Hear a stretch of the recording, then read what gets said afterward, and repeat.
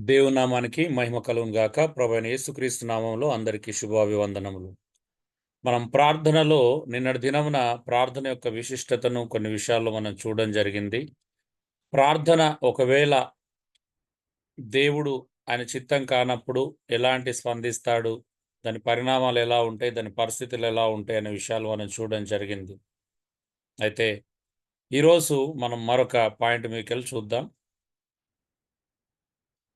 ప్రార్థన ఎప్పుడు చేయాలి? ఎలా చేయాలి? ఇది 2 చిన్న విషయమైనప్పటికీ ప్రశ్న చాలా సులువైనదే.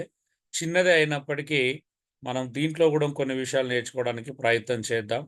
ఎందుకంటే కొంతమంది ఎప్పుడు చేయాలనేటువంటి అనుమానంతో గూడా కొత్త వాళ్ళు అడుగుతా ఉంటారు వాళ్ళకి మనం. సో, ప్రార్థన ఎప్పుడు చేయాలంటే ప్రతి క్లిష్టమైన పరిస్థితిలో జేసుకోవచ్చు, తప్పు కాదు. యాకోబు 5:13లో క్రొత్త నిబంధనలో మనం చూస్తా ఉన్నాం. కదా! ఎవరికైనా శ్రమ సంభవించినా అతడు ప్రార్థన చేయవలెను.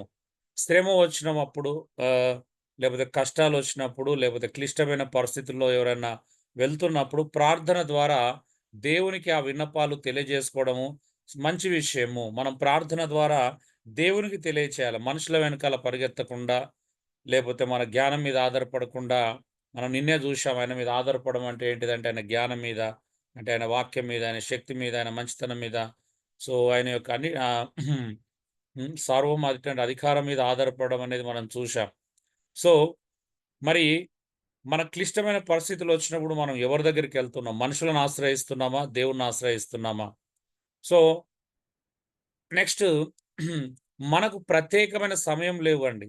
ఎప్పుడు అనే దానికి క్రైస్తవులకి ఇప్పుడే జేయాలి, మధ్యాహ్నం జేయాలి, లేదా సాయంత్రం జేయాలి, లేపోతే ఉదయకాలంలోనే చేయాలి. ఎవరో ఒకళ్ళు టైం విభజన జేసినట్టుగా మనం ఇంతకుముందు ఇంటర్ప్రిటేషన్‌లో ఒక సూత్రం జూసినాం గదా! అంటే ఒకాయన ఏం జేశాడు? ప్రార్థనకు సమయాన్ని విభజించాడండి. తెలుసు గదా మీకు? హలో అండి. హలో. అవునయ్యా. ప్రార్థనకి ఎలా సమయాన్ని విభజించాడు మీ అందరికి తెలుసు కదా! సమయాన్ని ఉదయము 6 గంటల నుంచెల్లి ఉదయం 9 గంటల వరకి రిఫ్రెషింగ్ టైమ్ అని, మనం ప్రిపరేషన్ అయ్యే టైము, స్నానాలు చేయడము, మిగతా పనులు చేసుకోవడం అని. 9 గంటల నుండి 6 గంటల వరకు ఏం time? So, professional time. Students వాళ్ళు చదువుకున్న వాళ్ళు చదువుకోవడం, ఉద్యోగం అవన్నీ రైటే, మనం దాన్ని తప్పనట్లేదు.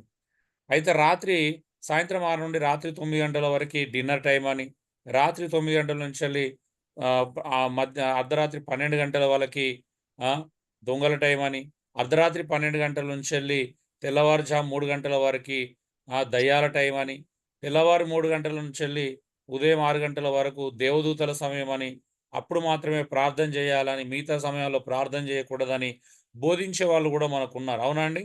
ఆ టైంలో దేవదూతలంట ప్రతి ఇంటింటికెళ్ళి తలుపు కొట్టి చూస్తా ఉంటారంట. ఫస్ట్‌లో విన్నప్పుడు నేను నిజమే అనుకున్నాను. అయ్యో! ఈరోజు దేవదూతొచ్చి మా ఇంటికి తొంగి చూస్తాడేమో అని 3 గంటలకు బలవంతంగా లేచి ప్రార్థన చేసిన సందర్భాలున్నాయి. అంటే ఇప్పటికీ అలా ప్రార్థన చేయమని చెప్పేవాళ్ళున్నారు. ఉన్నారా అండి? మీలో ఎవరైనా నమ్ముతున్నారా ఈ సిస్టాన్ని? అవునన్నా, ఉన్నారన్న ఉన్నారు. నమ్ముతున్నారా? మూడవ జామున, 4వ జామున మేము మూడింటికి వేకువజాముననే వచ్చేస్తున్నాం. ఆ? మేము అట్లా అదే భ్రమలో ఉన్నాం. 3 గంటల నుంచి ప్రార్థన చేస్తున్నాం. ఆ! మరి 3 గంటల నుండి 6 గంటల వరకు ప్రార్థన చేయాలని కొంతమంది అలా బోధించడం ద్వారా చాలామంది ఇదంతా ఆ టైంలో దేవదూతలు ఉంటాయంటన్న ప్రార్థన పట్టకపోతాయంట పైకి.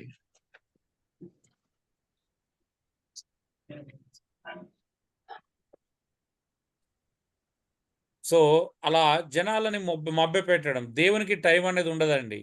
దేవుడు బిహైండ్ ద టైమ్. ఆయనకంటూ ఏ టైం ఉండదు. టైం అనేది మనకది. మన కొరకు టైం ఇవ్వబడింది. మనము టైంలో ఉండాలి తప్పించి ఆయనకు టైం ఎక్కడిది? ఇప్పుడు ఒకవేళ నిజంగా ఆయనకు టైం ఉంటే దీవారాత్రములు మొరపెట్టమనే మాట అబద్ధమే గదా! అవునయ్యా, అబద్ధం. ఇప్పుడు దాన్ని అబద్ధంగా తీసుకోవచ్చా? దీవారాత్రములు మొరపెట్టమన్నాడా? లేపోతే పలానా టైంకి మొరపెట్టమని చెప్పాడా ఆయన? దివారాత్రం. దివారాత్రములు కదా! దేవుడు మారాడండి. దీవారాత్రములు ఇప్పుడు కీర్తనలు 121లో ఆయన కుడుకను నిద్రపోడు అన్నప్పుడు మరాయన కునుకు గాని, నిద్ర గాని లేనటువంటి దేవునికి మనం ఒక పర్టిక్యులర్ టైంలో ఉదయమే ఆయన అప్పుడే నిద్రలేస్తాడు అన్నట్టుగా మనం ప్రార్థన ద్వారా నిద్రలేపుతున్నామా మరి?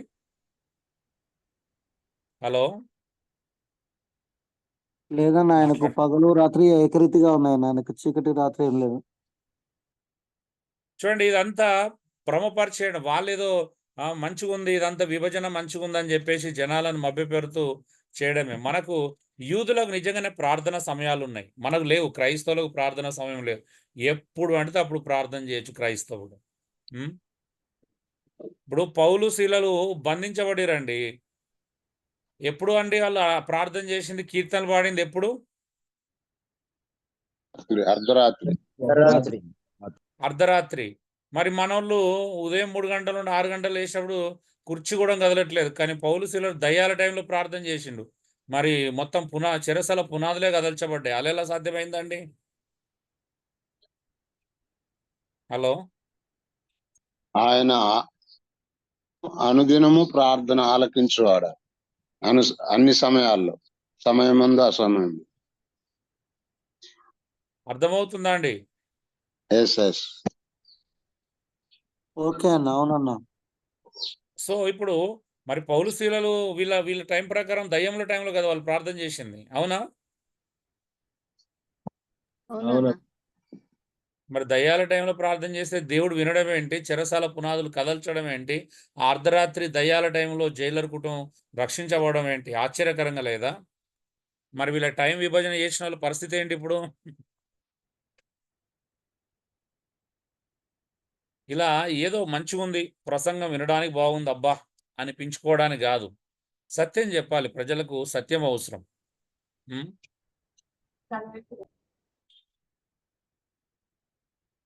సో అందుకే ప్రత్యేకమైన సమయం అంటూ ఏం లేదండి. మనం ఎప్పుడైతే ఉదయం ఫ్రెష్గా ఉంటాం కాబట్టి ఉదయం ప్రార్థన చేయడం తప్పు కాదు. తప్పేంటిది? ఉదయం మాత్రం ప్రార్థన చేస్తేనే దేవుడు వింటాడని చెప్పడం తప్పు. అవునండి? వాక్య వ్యతిరేకమైనది. నిజమేనా? అవునయ్యా. ఉదయం ప్రార్థన చేసుకుంటే ఫ్రెష్గా ఉంటాం, మైండ్ బాగుంటుంది. మంచిదండి ఉదయం లేవగానే ప్రార్థన చేసుకోవడం మంచిదని చెప్పండి. అలా బోధించడం తప్పు కాదు. కానీ ఉదయం ప్రార్థన చేస్తేనే ఉదయకాల ప్రార్థనలోనే దేవుడు వింటాడు, మిగతా సమయంలో దేవుడు ప్రార్థన వినడని చెప్పడము అది వాక్య వ్యతిరేకమైనటువంటి బోధ. కొంతమంది నొక్కి నొక్కి యేసుప్రభు పెందలగడ లేచాడు, పెందలగడ లేచి ప్రార్థన చేశాడు, పెందలగడ లేచి ప్రార్థన చేశాడు అనేది ఇన్సిడెంట్. అది ఆజ్ఞన ఇన్సిడెంట్? అది జరిగిన సంఘటనల అదేమన్నా ఆజ్ఞాపూర్వకంగా చెప్పాడు? నేను పెందలగడ లేచి ప్రార్థన చేసినట్టు మీరు అందరు పెందలగడ లేచే ప్రార్థన చేయాలా అని యేసుప్రభు గాని అపోస్తులు గాని ఎక్కడైనా బోధించారా? బోధించలే. పెద్దలగడ లేచి ప్రార్థన చేయడం మంచి విషయం. కానీ అదొక సిద్ధాంతమా? అదొక బోధన అండి? ఒక డాక్టరీన్గా చేయొచ్చా దాన్ని? చేయకూడదు. అదేదో పెద్ద సిద్ధాంతం లాగా బోధిస్తున్నారు చాలా మంది. ఆయన పెందలగడ లేచాడు, పెందలగడ లేచాడు. మంచిది. మనం కూడా పెందలగడ లేచే అవకాశం ఉన్న వాళ్ళు పెందలగడ లేచి ప్రార్థన చేయండి, తప్పేం కాదు. మరి వీలుగాని వాళ్ళ పరిస్థితి ఏంటంటే వాళ్ళు పాపం చేసినట్ట? హలో, లేదు. అంటే దేవుడు ఇంత రిస్ట్రిక్ట్ చేసి ఇట్లా మనుషులను రిస్ట్రిక్ట్ చేస్తాడు అంటే ఇంత భయంకరంగా? అంటే రోగిష్లు ఉంటారు, రకరకాల ప్రాబ్లమ్స్లో ఉన్న వాళ్ళు ఉంటారు, నైట్ డ్యూటీ చేసిన వాళ్ళు ఉంటారు. మరి దేవుడు ఇట్లా ఒక సైకోలాగా, అంటే దేవుడు ఇప్పుడు చేస్తేనే వింటాడు లేకపోతే వినడు అని దేవుని సైకోలాగా ఎందుకు చూపించాలని చూస్తున్నారా? నాకు ఇప్పటికీ అర్థం కావట్లేదు. సైకో వాళ్ళకు ఉందా, బోధించే వాళ్ళకు ఉందా సైకోయిజం అనేది?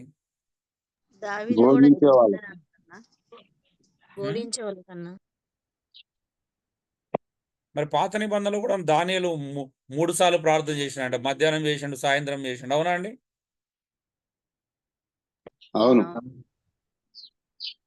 దేవునికి స్తుతి చెల్లిస్తాం మేము ఉదయమున, మధ్యమున, సాయంత్రం కాలం అని కీర్తనకారుడు కూడా చాలా సందర్భాలు మనం అనడం చూస్తాం. నిజమేనా? ఉందా అలాగా? దినమునకు 7 సార్లు. మరి వాళ్ళంతా వాక్య వ్యతిరేకంగా నడుచుకున్నారా? సరే, కొత్త నిబంధనలకు రాగానే దేవుడు ఏమైనా టైం చేంజ్ చేసుకున్నాడా అండి? ఆ మార్పు జరిగితే చెప్తాడు కదా మనకి.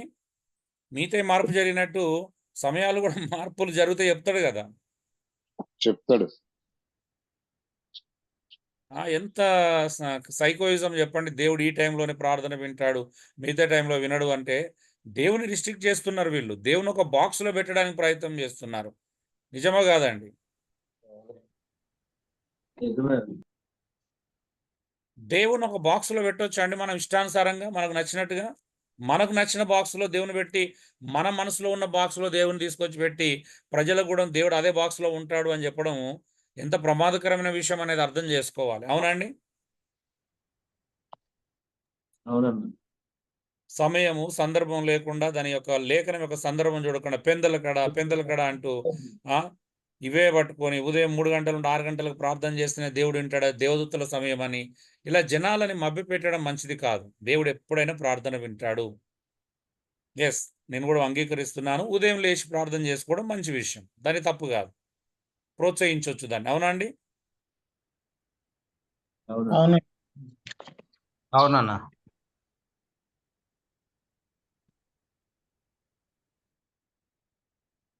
చూడండి యూదులకైతే ప్రత్యేకమైన సమయాలు గలవు. హ్మ్. ఉదయం ఉంది, మధ్యాహ్నం, సాయంత్రం ఇలాగ కీర్తనలు చూస్తే మీకు తెలుస్తది. 55, 16, 17లో దానియేలు 6:10లో దానియేలు ఎలా ప్రార్థన చేశాడో మనం చూస్తాం. అంటే వాళ్ళకి కొన్ని ప్రత్యేకమైన సమయాలున్నాయి. కొత్త నిబంధనలు కూడా చూస్తాం. అపోస్తల కార్యంలో మీరు చూడండి 3వ అధ్యాయంలో పేతురు, యోహాను ప్రార్థనా సమయానికి అంటారు కదా! ప్రార్థన సమయానికి ఇంచుమించు ఎప్పుడండి? 3 గంటలు. 3 గంటలకు. ఇంచుమించు 3 గంటలు. ఇంచుమించు మధ్యాహ్నం 3 గంటలకు వాళ్ళకి ప్రార్థన సమయమని, ఆ ప్రార్థన సమయానికి టెంపుల్‌లో జనాలుంటారు కాబట్టి అప్పుడు సువార్త ప్రకటించొచ్చని ఎళ్తున్నారాళ్ళు. అవునా అండి? ప్రార్థనా సమయానికి వీళ్ళు ప్రార్థన చేసుకోవడానికి ఎళ్తున్నారా? సువార్త ప్రకటించడానికి ఎళ్తున్నారా? ప్రార్థన చేసుకోవటానికి. మంచిగా అన్న మీరు సువార్త చెప్పడానికి. కొర్నేల్ గారు మీరు మంచిగా వినండి. ఇదంతా ఆల్రెడీ జరిగిన క్లాసులే. అది మీకు ఇంటర్ప్రిటేషన్‌లో దాని భావం అంతా వివరించినాం. మధ్యాహ్నం 3 గంటలకి వీళ్ళు ప్రార్థన సమయానికి యెరూషలేం దేవాలయంలోకి శృంగారం అనే దేవాలయంతో ఒకరిని స్వస్థపరిచి లోపలికెళ్ళిందెందుకు? వీళ్ళు ప్రార్థన సమయానికి ఎళ్లారని చెప్తున్నాడు గానీ, వీళ్ళు ప్రార్థన చేసుకోవడానికి ఎళ్ళలా. అతన్ని స్వస్థపరిచి అది ఆధారం చేసుకొని సువార్తను ప్రకటించడానికెళ్లారు.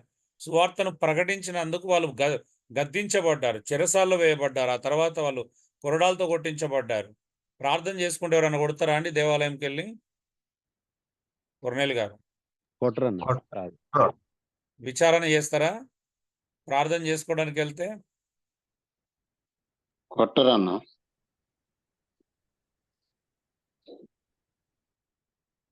సో, మీరు 4వ అధ్యాయం, 5వ అధ్యాయంలో కూడా చూస్తే వారు యెరూషలేం దేవాలయానికి ఎందుకెళ్తున్నారంటే సువార్తను ప్రకటించడానికి ఎళ్తున్నారని తర్వాత పరిశుద్ధాత్మ దేవుడు క్రిస్టల్ క్లియర్‌గా రాయించాడు. వాళ్ళు సహవాసం ఇంట్లో చేశారు. దేవాలయంలో చేయలేదు. రొట్టె ఇంట్లో విరిచారు. దేవాలయంలో రొట్టె విరవలేదు. సో, వాళ్ళ బంధువులు, యూదులందరూ ఆ టైంకి అక్కడ ఉంటారు కాబట్టి అదే బెస్ట్ సమయం అనుకోని యేసు ప్రభువును గురించి ప్రకటించడానికి ఎళ్తున్నారు వాళ్ళు.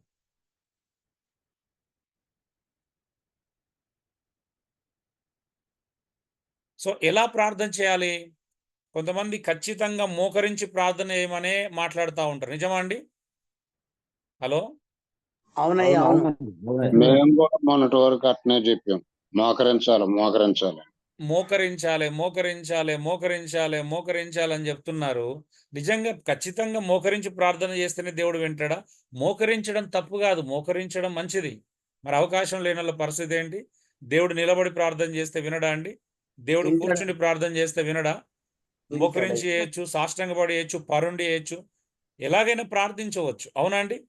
Yes. పరుండి అనంటే పబ్లిక్‌లో అయితే పడుకొని ఎవరు ప్రార్థన చేసుకోరు కదా! ఇప్పుడు నేను బెడ్ మీద పడుకొని ధ్యానం చేసుకుంటే తప్పా అండి? తప్పేం లేదు. ఏం లేదయ్యా. మీ శరీర సహకారాన్ని బట్టి. ఇప్పుడు నేను డ్రైవింగ్ చేస్తూ ప్రార్థన చేసుకుంటాను. లేకపోతే ఇంకేదో చేసుకుంటాం. అరే ప్రతి సందర్భంలో మోకరిస్తేనే దేవుడు వింటాడు అని నొక్కి నొక్కి చెప్తున్నారు ఇక్కడ కూడా. అవునా అండి? అవును. రైట్ అవునయ్యా. అంటారా? రాంగ్ అంటారా? రాంగ్. మోకరించడం తప్పని చెప్పట్లేదు. మళ్ళీ ఇక్కడ మంచిగా వినండి. మోకరించి ప్రార్థన చేయడం మంచి విషయం. కానీ మోకరించి ప్రార్థన చేస్తేనే దేవుడు వింటాడు. కండిషన్ పెడుతురు చూసినావా? అది రైటా రాంగా? రాంగ్ అండి. అవును. Condition wrong. పౌలు శీలలు అర్ధరాత్రి మోకరించారండి మరి? చెరసాలలో. అవకాశం లేదు, లేదు. లేదు. హిస్టారికల్‌గా ఒకసారి స్టడీ చేయండి. అరే ఎలా అవకాశం ఉంటే అలా ప్రార్థన చేస్తారండి. కొంతమంది మోకరిస్తేనే రైటు. ఇప్పుడు మనము మొన్న కలుసుకున్నాము. మనం ఎట్లా కూర్చున్నట్టు కూర్చొని నిలబడే చోట నిలబడి ప్రార్థన చేసుకుంటున్నాం కదండి. ఎస్.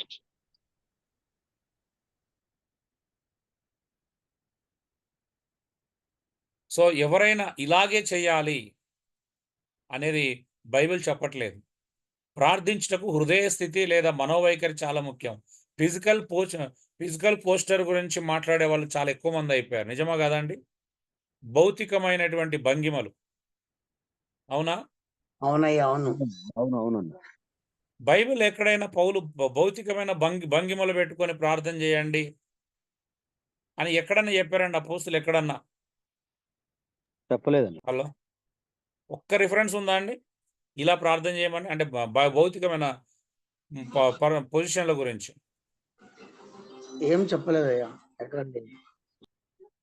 ఎడతెగ ప్రార్థన చేయండి, విశ్వాసంతో ప్రార్థన చేయండి, ఇలా ప్రార్థన చేయమని చెప్పారు. కానీ ఎక్కడైనా భౌతికమైన భంగిమలు చాలా ప్రార్థనలో ప్రధాన పాత్ర పోషిస్తాయి అని ఎక్కడైనా చెప్పారు. అందుకే ఇక్కడ ప్రార్థన ఎప్పుడు ఎలా చేయాలని ప్రశ్న చిన్నదే, కానీ దాంట్లో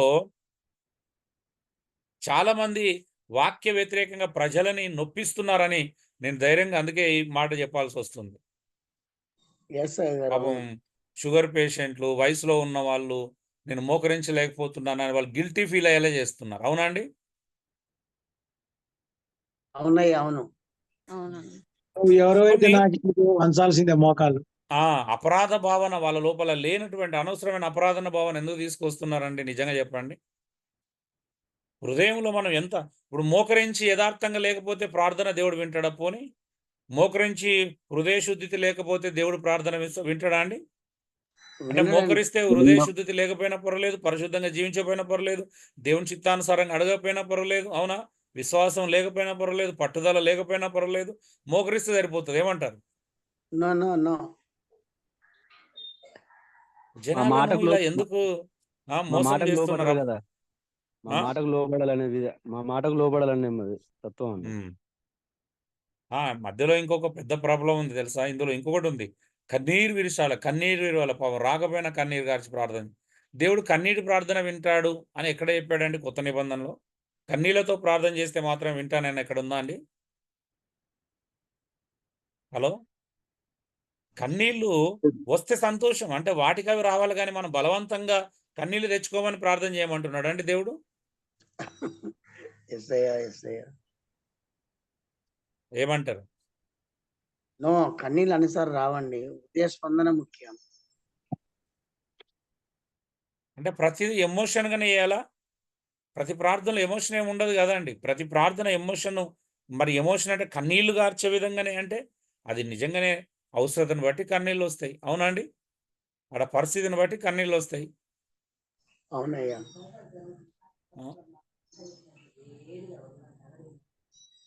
అంటే ఇప్పుడు ఎవరైనా దీవించినప్పుడు కూడా ఏడ్చుకుంటూ దీవించాలా? No no. అంటే భోజనం చేసుకునేటప్పుడు కూడా, భోజనానికి ప్రార్థన చేస్తున్నప్పుడు కూడా ఏడ్చుకుంటూ ప్రార్థన చేయాలా?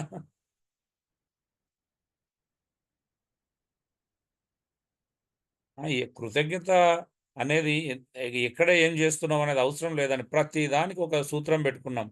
కన్నీటి ప్రార్థన చేయాలా? చూడండి బైబిల్ ఏమని చెప్తుంది? పట్టుదలతో ప్రార్థన చేయమని. రోమా 12:12 చదవండి ఏముందో.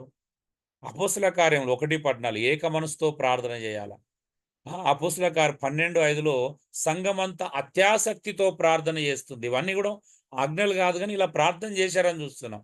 యాకోబు 5:17-18 చూడండి. మనం కూడా అత్యాసక్తితో, ఏలియా ఆసక్తితో ప్రార్థన చేశాడని చెప్తున్నాం. మనం కూడా అలా ఆసక్తితో ప్రార్థన చేయాలని చెప్తుంది. అవునండి? విశ్వాసంతో ప్రార్థన చేయాలి. ఏమంటారు? సామెతలు 15 చూసాం. యథార్థతో ప్రార్థన చేయాలా? ప్రార్థనలో పట్టుదల ఉండాలి, ఏక మనసు ఉండాలి, ఆసక్తి ఉండాలి, విశ్వాసం ఉండాలి, యథార్థత ఉండాలి. అంతేగాని కన్నీళ్లు గార్చాలి, భంగిమ ఇలాగే పెట్టి ప్రార్థన చేయాలా? నిలువు మోకాళ్ళు అంటారు ఇంకా కొంతమంది. అవునా అండి? మోకాలు సరిపోలేదు, ఇంకొంతమంది ఏమంటున్నారు? పెద్ద మోకాలు పెద్ద మోకాళ్ళు వేయాలా, నిలువు మోకాలు నిటారుగా ఉండాలి. అవునా? కదలద్దు, కదిలితే కూడా పాపమే.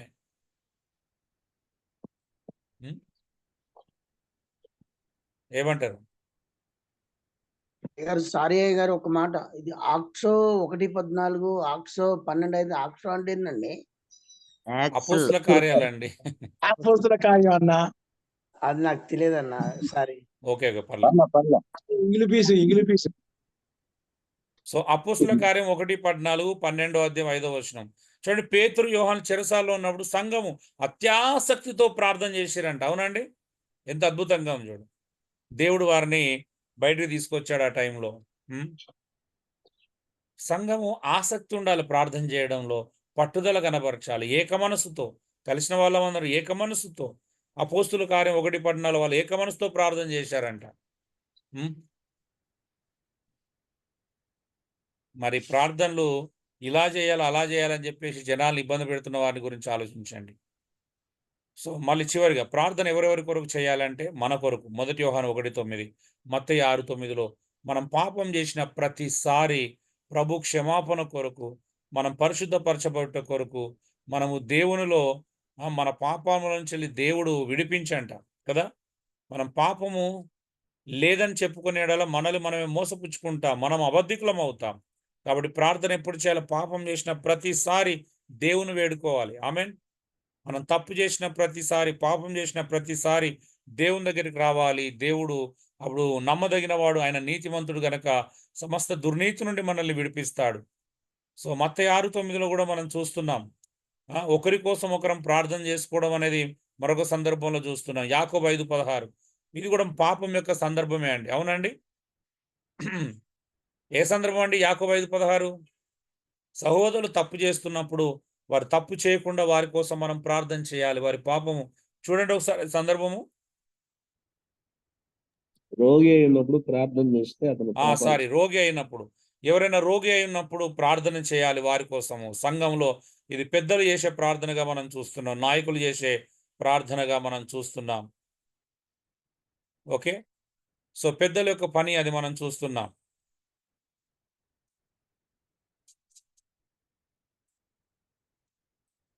అవసరతను బట్టి ఒకరి కోసం ఒకరం ప్రార్థన చేసుకోవాలి. యాకోబు 5:16లో రోగుల కొరకు మనం ప్రార్థన చేయడం చూస్తున్నాం. మత్తయి 6:9లో ఒకరినొకరు క్షమించుకోవడం కోసం అది ప్రార్థన చేయడం, ఒకరి కోసం ఒకరం అని. యాకోబు 5:16 రోగుల కొరకు ప్రార్థన చేయాలి. యాకోబు రాసిన పత్రిక 5వ అధ్యాయం 13 నుండి 16, అపోస్తుల కార్యం 9:40, మార్కు 16:15-16 ఇవన్నీ కూడా రోగులకు కొరకు ప్రార్థన చేయాలనే విషయాలను మనకు చెప్తున్నాయి. అవసరతను బట్టి మన ప్రార్థనలు చేస్తూనే ఉండాలండి. సువార్త ప్రకటన సందర్భంలో కొన్ని చేయాలి, కొన్ని సంఘం చేసే పనులు ఉంటాయి, కొన్ని నాయకులు చేసే పనులు ఉంటాయి, నాయకులకే చేయనివ్వాలి. 1 యోహాను 5:16 పాపంలో చిక్కుకున్న వారి కోసం, మనుషులందరి కోసం మనం ప్రార్థన చేయాలి. 1 తిమోతి 2వ అధ్యాయం 1-2 ఆల్రెడీ చూసాం కదా. మనుషులందరి రక్షణ కోసం మనం ప్రార్థన చేయాలి. అందరూ రక్షణ యొక్క అనుభవంలోకి రావాలి, యేసుక్రీస్తును గురించినటువంటి అనుభవ జ్ఞానంలోకి రావాలి. మన చుట్టూన్నవారు, మన బంధువులు, మన స్నేహితులు, మన నైబర్స్, మన తోటివారు, నామకార్థంగా ఉన్నవారు అందరూ కూడా యేసు ప్రభువుని యొక్క అనుభవ జ్ఞానంలోకి రావాలా. రక్షణను గురించిన అనుభవ జ్ఞానంలోకి వచ్చినట్లుగా మనం ప్రార్థన చేయాలి. ఇంకా విశ్వాసులందరి కోసం ప్రార్థన చేయాలి. చూడండి, ఇవన్నీ కూడా ఒకరి కోసం ఒకరం ప్రార్థన చేసుకోవాలని చెబుతున్నాయి. ఇవి అండి మన ప్రార్థనల గురించి చాలా విషయాలు ఉన్నాయి. కానీ ఈరోజు స్వార్థపూరితమైనటువంటి ప్రార్థనలు ఎక్కువైపోతున్నాయి, వాక్య వ్యతిరేకమైన ప్రార్థనలు ఎక్కువైపోతున్నాయి. ప్రార్థనలో మానవుల యొక్క ఇన్వాల్వ్మెంట్, కండిషన్స్, మనుషులు పెట్టే నియమాలు ఎక్కువైపోతున్నాయి. చూడండి 1 కొరింథీ 1:4 నుండి ఇవన్నీ చూడండి ప్రార్థనలు. ఇవన్నీ ఎన్ని సందర్భాల్లో పౌలు నాయకుల కోసం ప్రార్థన చేయడం, నాయకులు సంఘం కోసం ప్రార్థన చేయడం గురించి చూస్తున్నాం. చూడండి, ఒకరి కోసం ఒకరు ప్రార్థన చేయాలి, నాయకుల కోసం ప్రార్థన చేయాలి. నాయకుల కోసం చేసే ప్రార్థనలు అద్భుతమైన విషయాలుగా పౌలు చెప్పడం మనం చూసాం. నేను సువార్త ప్రకటించే సందర్భంలో, సువార్త విస్తరింపజేసే సందర్భంలో, వాక్యాన్ని ఉన్నదున్నట్టుగా ప్రకటించే సందర్భంలో, బోధించడానికి నిలబడినప్పుడు ఏదైతే బోధ చేయాలో, ఏ వాక్యం అయితే చెప్పాలో దాన్నే ధైర్యంగా మాట్లాడాలి. అంతేగాని ప్రజలకు ఎవరికి భయపడి వాక్యాన్ని మార్చకుండా జాగ్రత్త పడాలి. చూడండి, ఇవన్నీ మనం చూస్తూ ఉన్నాం.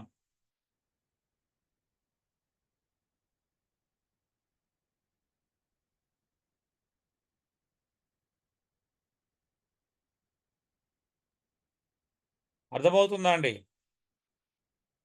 అర్థమవుతుంది అన్న, అర్థమవుతుంది.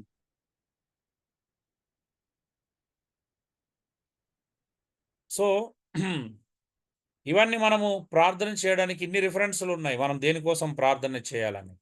ఓకే, 9వది అతి ప్రాముఖ్యమైన మరొక విషయంలోకి వచ్చినాం. ప్రార్థనకు ప్రభు ప్రతిస్పందనలు ఎలా ఉంటాయి? సో ఈ కొటేషన్ అంతా కూడా బైబిల్ని ఆధారం చేసుకొని వచ్చిందే అండి, మీరు కంగారు పడాల్సిన అవసరం లేదు. ప్రార్థనకు ప్రభు ప్రతిస్పందనలు ఎలా ఉంటాయి? సో నేను దీన్ని తెలుగులో ట్రాన్స్లేషన్ చేసినా చేయలేదు. సో ఇది చాలా జాగ్రత్తగా గమనించండి. మనం ప్రార్థించినప్పుడు ప్రతిసారి దేవుడు మనకు అనుకూలంగా జవాబు ఇవ్వడండి. ఇస్తాడా అండి? హలో, ఇవ్వడయ్యా, ఇవ్వడు. రావు. కారణం ఎవడన్నా కారణాలు చూద్దాం. ఇప్పుడు దేవుని యొక్క రియాక్షన్స్ ఎలా ఉంటాయో చూద్దాం. ప్రార్థనకు ప్రతిస్పందనలు. నెంబర్ 1 స్పందన చూద్దాం. Sometimes no. కొన్ని సందర్భాలలో, కొన్ని సమయాలలో దేవుడు మనం ప్రార్థించిన దానికి నో అంటాడు. అంటే దానికి ఎస్ అని చెప్పడు ఆయన. ఈరోజు ఈ ప్రాస్పాటి బోధకులు వచ్చి మనం ఏం ప్రార్థన చేసినా దేవుడు ఎస్ అంటాడని చెప్తున్నారు. అవునా అండి? నువ్వు ఏం అడిగినా ఇస్తాడు, ఏం అడిగినా ఇస్తాడు, నువ్వు అడిగిందల్లా ఇస్తాడు అని చెప్పేసి నొక్కి నొక్కి చెప్తున్నారు. కానీ ప్రభువు నో అని కూడా చెప్తాడని తెలుసా? తెలుసయ్యా. ఎస్ ప్రతిదానికి ఎస్ అంటాడా దేవుడు? అన్నాడు. అన్నదన్న మన మేలుకరమైన శ్రేష్టమైతేనే చెప్తాడు కదా. చూడండి, సమ్ టైమ్స్ నో. ఎందుకు? But he will give answer in a different way. నువ్వు ప్రార్థించిన ప్రతి దానికి వెంటనే జవాబు నువ్వు అనుకున్న దగ్గర ఎస్ అని చెప్పడు. ఆయన నో అని చెప్తాడు, కానీ వేరే విధానంలో, వేరే మార్గములో ఆయన నీకు ఆన్సర్ ఇస్తాడు. ఎలాగా? నువ్వు అనుకున్నట్టు ఇవ్వడు. ఇప్పుడు ఫిలిప్పులో రాసిన పత్రిక 4వ అధ్యాయం చూడండి. దేని గురించి చింతపడకుడు కానీ ప్రార్థన పూర్వకంగా మీ విన్నపములు ప్రార్థన విజ్ఞాపనల చేత మీ విన్నపములు దేవునికి తెలియజేయమన్నాడు. అప్పుడు దేవుడు మీరు ఏదైతే ప్రార్థన చేసిరో దానికి జవాబిస్తా అంటున్నాడా, సమాధానం ఇస్తా అంటున్నాడా? సమాధానం. హృదయములకు తలంపులకు సమాధానం. హృదయానికి తలంపులకు సమాధానం ఇస్తా. నువ్వు అడిగింది ఇస్తా అని చెప్పలేదు అక్కడ. అవునా అండి? అవునయ్యా, అవును. ఇప్పుడు చెప్పండి, ఇప్పుడు ఈ ప్రాస్పారిటీ ప్రీచర్స్ ఈ లేఖనానికి ఎలా ఇంటర్ప్రిటేషన్ చేస్తారు? మీరు అడిగిందల్లా ఇస్తానంటున్నాడా? మీరు ఏం అడిగినా ముందు మీ హృదయంలోకి, మీ తలంపులకి కాపలా పెడతా అన్నాడా? సమాధానం ఇస్తా అన్నాడా? సమాధానం. హృదయం తలంపులు పరిపరి విధాలుగా ఆలోచించకుండా చేస్తానని చెప్పాడా, లేకపోతే మీరు అడిగింది ఇస్తానని చెప్తున్నాడు? అక్కడ పౌలు ఏమైనా గ్యారంటీ ఇచ్చాడా? లేదయ్యా, లేదన్నా, లేదు. అంటే మనకి ఏం కావాలి? ఫస్ట్ హృదయానికి నెమ్మది, సమాధానం కావాలి. సమాధానం ఇస్తా అన్నాడు, కంగారు పడకుండా. అవునా అండి? అవునన్నా, అవును. నువ్వు చింతపడకుండా, నువ్వు కంగారు పడకుండా ఉండడానికి కావలసిన సమాధానం ఇస్తా అన్నాడు. అంతేగాని నువ్వు అడిగింది ఇస్తా అని చెప్పలేదే. మరి వీళ్ళందరూ ఎందుకు ప్రతిదీ అడిగిందల్లా ఇస్తాడు అని చెప్పేసి లేఖనాలను వక్రీకరించడం మనం చూస్తున్నాం. రెండోది, సమ్ టైమ్స్ నో నెవర్. దేవుడు కొన్నిసార్లు ఏంటంటే తెలుసా, ఎప్పటికి వినను అంటాడు. మీ ప్రార్థన అసలు వినను, చేయొద్దు అంటాడు. ఈ కెనాట్ హియర్. ఆయన వినడు, ఇష్టపడడు వినడానికి. ఎప్పుడు? అలాంటి కొన్ని సందర్భాలు ఉంటాయి. పాత నిబంధనలు కూడా చూస్తాం. ప్రజలు దేవునికి వ్యతిరేకంగా నడుచుకుంటున్నప్పుడు, ఈవెన్ చూడండి, ఇర్మియా ప్రార్థన చేసినప్పుడు దేవుడు విన్నాడా అండి? వద్దని చెప్పాడు కదా దేవుడు. హలో, అవును. ప్రార్థన చేయొద్దు, అతను నిమిత్తము అని అన్నాడు అన్న. ఇర్మియా నువ్వు ఈ ప్రజల కోసం ప్రార్థన చేయడం మానే అన్నాడు. నువ్వు కన్నీళ్ళు వినడం మానే, నువ్వు ప్రార్థన చేసినా నేను వినా అన్నాడు. అవునా అండి? అవునయ్యా. చేయొద్దు. మరి ప్రతి ప్రార్థన వింటాడు అని వీళ్ళు ఎలా చెప్తున్నారు? కొన్ని సందర్భాలు కూడా ఉంటాయి. కొన్నిసార్లు దేవుడు నో అని కూడా చెప్తాడు. నెవర్ అని ఎప్పటికి వినడు, ఇష్టం ఉండదానికి. ఎందుకంటే ప్రజల పరిస్థితులు, అక్కడ ప్రజలు కారణమై ఉంటారు. అవునా? అవునండి. క్రొత్త నిబంధనలు కూడా చూస్తాం కదా, వినడు. యాకోబు 4:1 మీరు అడిగినను మీ సుఖభోగముల నిమిత్తం అడుగుతున్నారు కాబట్టి దేవుడు మీ ప్రార్థన వినడు అంటున్నాడు. అవునండి? అవునన్నా, పాపుల మనవి ఆలకించాడు. చూడండి, సుఖభోగం కోసం అడిగితే దేవుడు ప్రార్థన వినడు అంటున్నాడు.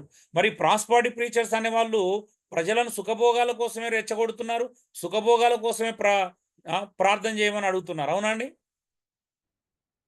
అవునయ్యా, అవును. మరి బైబిల్ వ్యతిరేకంగా ఎలా బోధిస్తున్నాడు? బైబిల్ చాలా క్రిస్టల్ క్లియర్గా సుఖభోగం నిమిత్తం అడిగితే దేవుడు వినడు అంటున్నాడు. వింటానడా విననన్నాడా? వినను అన్నాడు. మీరు పొందుకోవట్లేదంటే విననన్నట్టేగా. వినను అన్నాను. మరి దేవుడు కొన్నిసార్లు వినడండి. ఎలాంటి సందర్భాల్లో వినడు? మనం సుఖభోగాల కోసం అడిగితే వినడు.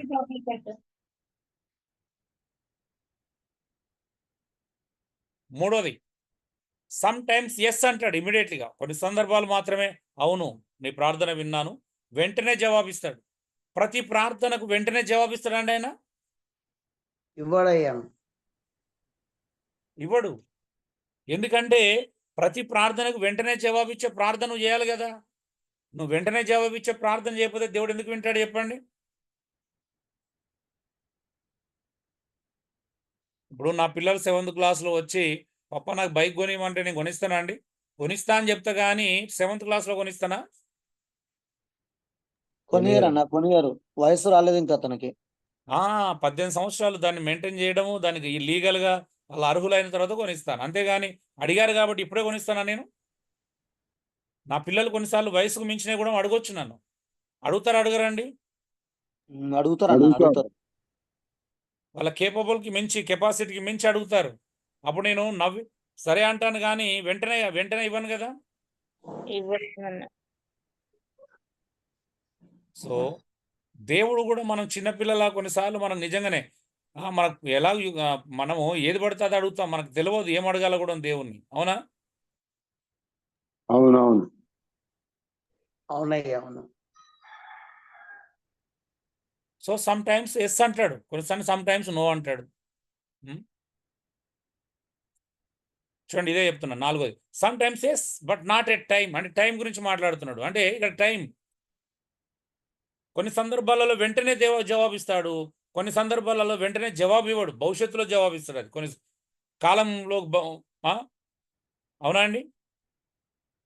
ఇప్పుడు నాకు పెళ్లి కావాలన్న వెంటనే అదే రోజు పెళ్ళి అవుతుందా అండి? ప్రార్థన జవాబు వస్తుందా? ఎట్లా వస్తుంది? నాకు ఇప్పుడు ఉద్యోగం కావాలని వెంటనే అదే రోజు దేవుడు ఉద్యోగం ఇస్తాడా? ఇవ్వడు.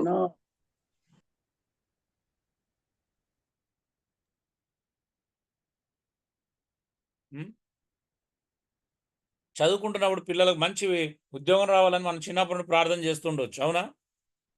వెంటనే జరుగుతుందండి అది? జరగదు. చూడండి, ఇవన్నీ అర్థం కావాలి మనకు తెలుసు కొన్ని విషయాలు. బట్ కొంతమంది చేసేటువంటి ఈ నొక్కి చెప్పే ప్రాస్పాటి బోధకుల వల్ల చాలా సమస్యలు ఏర్పడుతున్నాయి ప్రజల్లో. అందుకే సమ్ టైమ్స్ ఓకే అంటాడు బట్ వెంటనే చేయడు అది.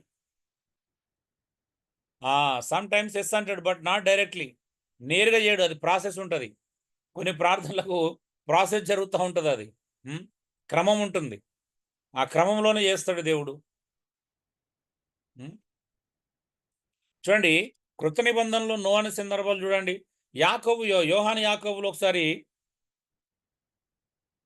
కొంతమంది వీరికి ప్రభు దగ్గర అడిగారు, ప్రభు మేము ఆకాశం నుండి అగ్ని దింపుదామా, వీళ్ళను కాల్చివేద్దామా అని అడిగారు. అవునా అండి? అడిగిరా లేదండి? అడిగారండి. అడిగితే యేసుప్రభు సరే అన్నాడా? నో. ఎస్ అన్నాడా? నో అన్నాడా? హలో, ఉన్నారా అండి? మాట్లాడారు ఏంటండి? అన్నా యేసు ప్రభు యోహాను యాకోబులు తన శిష్యులు జబదయి కుమారులు వచ్చి వీరి మీదకి మేము అగ్ని దింపుదామా అని అడిగినప్పుడు యేసు ప్రభు ఎస్ అన్నాడా? నో అన్నాడా? నో అన్నాడన్నా. మిగతా వాళ్ళు ఎందుకు స్పందించట్లేదండి? అసలు ఆ సందర్భం ఉందని తెలియదా, లేకపోతే నేను బైబిల్కి వెళ్ళి చెప్పట్లేదా? ఉన్నదన్న సందర్భం ఉంది. అసలు మీరు వాళ్ళు ఈవెన్ కుడివైపున ఒకరిని ఎడమవైపున ఒకరిని జబదయి కుమారుల తల్లి అడిగినప్పుడు, జబదయి కుమారులు అడిగినప్పుడు ఎస్ అన్నాడా అండి? మీకు ఖచ్చితంగా లభిస్తుందని చెప్పాడా? లేదు. మీరు ఏమడుగుతున్నారో తెలియదు అన్నాడు. అసలు మీరు అది తండ్రి ఎవరికి నియమించబడిందో వారికి అనుగ్రహించబడుతుంది అన్నాడు. అవునండి, వాళ్ళు ఏం అడుగుతారో తెలియదు. తెలిసి అడిగారా, తెలియక అడిగారా? తెలియక అడిగారు. మరి ప్రతి మాటకు శిష్యులే అడిగారండి. శిష్యుల ప్రార్థనలో దేవుడు వినలేదు చాలా సందర్భాల్లో. అవునా? అవునయ్యా. యేసు ప్రభుతో తిరుగుతున్నటువంటి 12 మంది శిష్యుల్లోనే వారి ప్రార్థనలకే దేవుడు యేసు ప్రభు జవాబు ఇవ్వలేదు తొందరగా. ఎస్ అని చెప్పలేదు అడిగిన ప్రతిదానికి.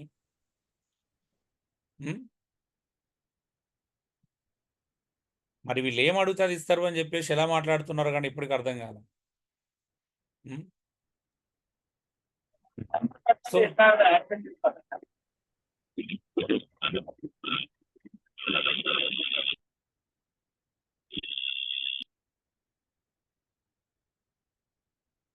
So dear brothers and sisters, కాబట్టి ప్రార్థనకు ప్రభు యొక్క ప్రతిస్పందన ప్రతిసారి చేస్తుండదు. నో ఉంటుంది, నో నెవర్ ఉంటుంది, అంటే ఎప్పుడు కాదు అని ఉంటుంది. కొన్ని సందర్భాలు ఎస్ ఉంటుంది, కొన్నిసార్లు ఎస్ అంటాడు కానీ వెంటనే చేయడు, కొన్నిసార్లు ఎస్ అంటాడు కానీ అవునంటాడు కానీ డైరెక్ట్గా ఉండదు. అది ప్రాసెస్లో జరిగే పనులు ఉంటాయి. ప్రతిదానికి ఒక క్రమం ఉంటుందండి. ప్రతి ప్రార్థనను అనుకున్నట్టు జవాబు ఉండదు. ఒక ఎగ్జాంపుల్ చూద్దాం చూడండి. ఇప్పుడు ఎగ్జాంపుల్ ఇది చాలా important. I asked for strength and God gave me difficulties to make strong. దేవుడు నిన్ను బలం అడిగాను, ప్రభువా నాకు శక్తినివ్వని అడిగాను, కానీ దేవుడు డైరెక్ట్ నాకు శక్తినివ్వలే. ఏమిచ్చాడండి? హలో, సమాధానం. ఇప్పుడు ఇక్కడ గమనించండి, ఈ ప్రార్థన నిజంగానే చేశాను. దేవుడు ప్రభువా నన్ను శక్తివంతునిగా చేయన్నాను. దేవుడు శక్తివంతునిగా చేయమన్నందుకు దేవుడు ఏం చేశాడు? God gave me difficulties to make strong. నన్ను బలవంతునిగా చేయటం కోసము నా జీవితంలో క్లిష్టమైన పరిస్థితులను అనుమతించాడు. అర్థమవుతుందా అండి? నువ్వు బలవంతుడు ఎప్పుడు అవుతావు? డైరెక్ట్ బలవంతుడు అవుతావా? క్లిష్టమైన పరిస్థితిని ఎదుర్కొంటే బలవంతుడు అవుతావా? హలో, క్లిష్టమైన పరిస్థితిని ఎదుర్కొన్నప్పుడు బలవంతుడు. బలవంతులు ఎలా అవుతారండి? డైరెక్ట్ బలవంతులు అవుతారా ఎవరన్నా? కారు క్లిష్ట పరిస్థితిని ఎదుర్కోవాలి. చూడండి ఎంత అద్భుతమైన విషయం ఇది. ఈరోజు ఇలాంటి అనుభవంలోకి ఎవరు రావట్లేదు. దేవుడు బలం అడిగితే డైరెక్ట్ బలం ఇస్తాడా? ప్రభా 4 గోడల మధ్యలో కూర్చున్నాను, శక్తితో నింపు అంటే ఎదురుగా సమస్య పెడతాడు, క్లిష్టమైన పరిస్థితి పెడతాడు. దాన్ని దాటకపోతే నువ్వు ఎట్లా బలవంతుడు అవుతావు? అవునా? హలో అండి, అవునన్నా. ఇది మీ జీవితంలో చాలా ప్రధానమైనటువంటి అంశం అండి. ఇప్పుడు ఇది మీరు ఈ ప్రార్థనలన్నీ గురించి మాట్లాడుకుంటారండి. I asked for wisdom and God gave me problems to solve. దేవా నాకు జ్ఞానం కావాలి. యాకోబు 1:5 పట్టుకుని నేను అడిగానని చెప్పాను కదా. దేవా నాకు జ్ఞానం కావాలని అడిగితే దేవుడు ఏం చేశాడు? జ్ఞానం ఇవ్వలే, డైరెక్టు అనేకమైన సమస్యలు ఇచ్చాడు, అనేకమైన సమస్యలు అనుమతించాడు జీవితంలో. ఏమైంది సమస్యలు అనుమతిస్తే? ఏమైందండి? జ్ఞానం నేర్చుకుంటాం. ఆ సమస్యలలో జ్ఞానంగా అంటే ఆ సమస్యలు పరిష్కరించుకోవడానికి దేవుడు జ్ఞానం అభివృద్ధి చేయడం స్టార్ట్ చేసిన. అవునా అండి? ఇప్పుడు మీకు ఫినాన్షియల్ మేనేజ్మెంట్ చేసినాం, ఎలా వచ్చింది? అది దేవుడు ఇచ్చిన జ్ఞానం, అనుభవపూర్వకంగా వచ్చింది. ఫస్ట్ క్లిష్టమైన పరిస్థితులు ఎదుర్కొన్న ఒక సందర్భంలో. అవునా? కాబట్టి డిసిప్లిన్ వచ్చింది. అవునా? అవునయ్యా.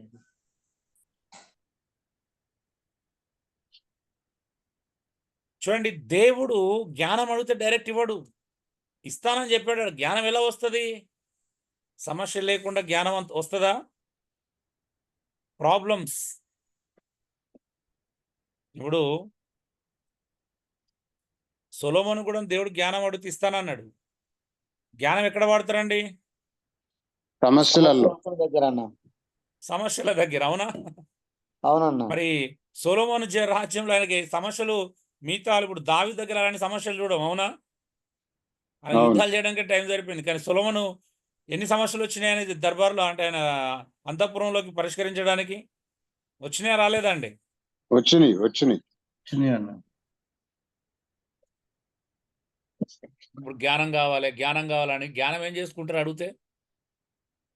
జ్ఞానం వినియోగించుకోవడానికి నీ జీవితంలో అలాంటి సమస్యాత్మకమైన వ్యక్తులు ఉండాలి కదా. అవునా? అవునవును. అవునయ్యా. ఇప్పుడు నేను జ్ఞానం అడిగాను, దేవుడు నాకు కొద్దిగా, ఇప్పుడు మీకు కౌన్సిలింగ్ చేసాం, బిబ్లికల్ కౌన్సిలింగ్ సబ్జెక్టు నేర్పించుకోవడం జరిగింది. ఇప్పుడు ఆ సబ్జెక్ట్ ద్వారా దేవుడు నాకు కొద్దిగా జ్ఞానం ఇచ్చాడు, కనీసం 1% 2%. అలాంటి పరిస్థితిలో ఉన్న ప్రజలకు హెల్ప్ చేయడానికి. అవునా అండి? అవునయ్య హలో! అవునయ్యా. అవునవును అవునన్నా అవునన్నా నేర్పించాడు. అడిగినందుకు ఇప్పుడు జ్ఞానం కావాలని అడిగితే నేర్పించాడు. నేర్పించి ఊరుకుంటాడా? అవి ఎట్లా నేర్పించాడు?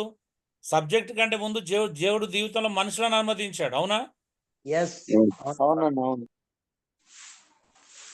నిజంగా చెప్తున్నాను. మీరు కూడా చూసి ఉండొచ్చు గానీ, నా జీవితంలో చూసినటువంటి సున్నిత మనస్కులు, నేనే సున్నిత మనస్కుడినంటే, నాకంటే సున్నితం అలా సున్నిత మనస్కులు నా జీవితంలో పంపించి నా దేవుడు నన్ను స్ట్రాంగ్ చేశాడండి. నేను ఒక 24 సంవత్సరాల క్రితం టచ్ మీ నాట్ అనే టైప్‌లో ఉన్నాను. ముట్టుకుంటే ముడుచుకునేటువంటి టైప్‌లో ఉండేది. నా జీవితంలో ఆరంభం నుంచెల్లే నాకు అంతకంటే సున్నితమైన మనసులను దేవుడు అనుమతించడం ప్రారంభించాడు. ప్రార్థన చేసుకున్న ప్రతిసారి, ఇలాంటి జ్ఞానం కావాలని అడిగిన ప్రతిసారి. ఆ సున్నితమైన వ్యక్తులను ఓవర్‌కమ్ చేయడానికి నా సున్నితత్వము ఎక్కడికో మెల్లమెల్లగా అది ఓవర్‌కమ్ చేయడం నాకు అలవాటయిపోయింది. అరే! నాకంటే సున్నితంగా ఉండడానికి ఇంకా జాగ్రత్త. నా సున్నితత్వం పక్కన అంటే ఎంతమంది తెలుసా అండి? రీసెంట్‌గా గూడా ఒక 2, 3 రోజుల క్రితం గూడా మరీ సెన్సిటివ్ పర్సన్ చూశాను నేను. హ్మ్. తప్పు గాని వాటిని తప్పుగా భూతద్దంలో పెట్టే పర్సన్ చూశాను.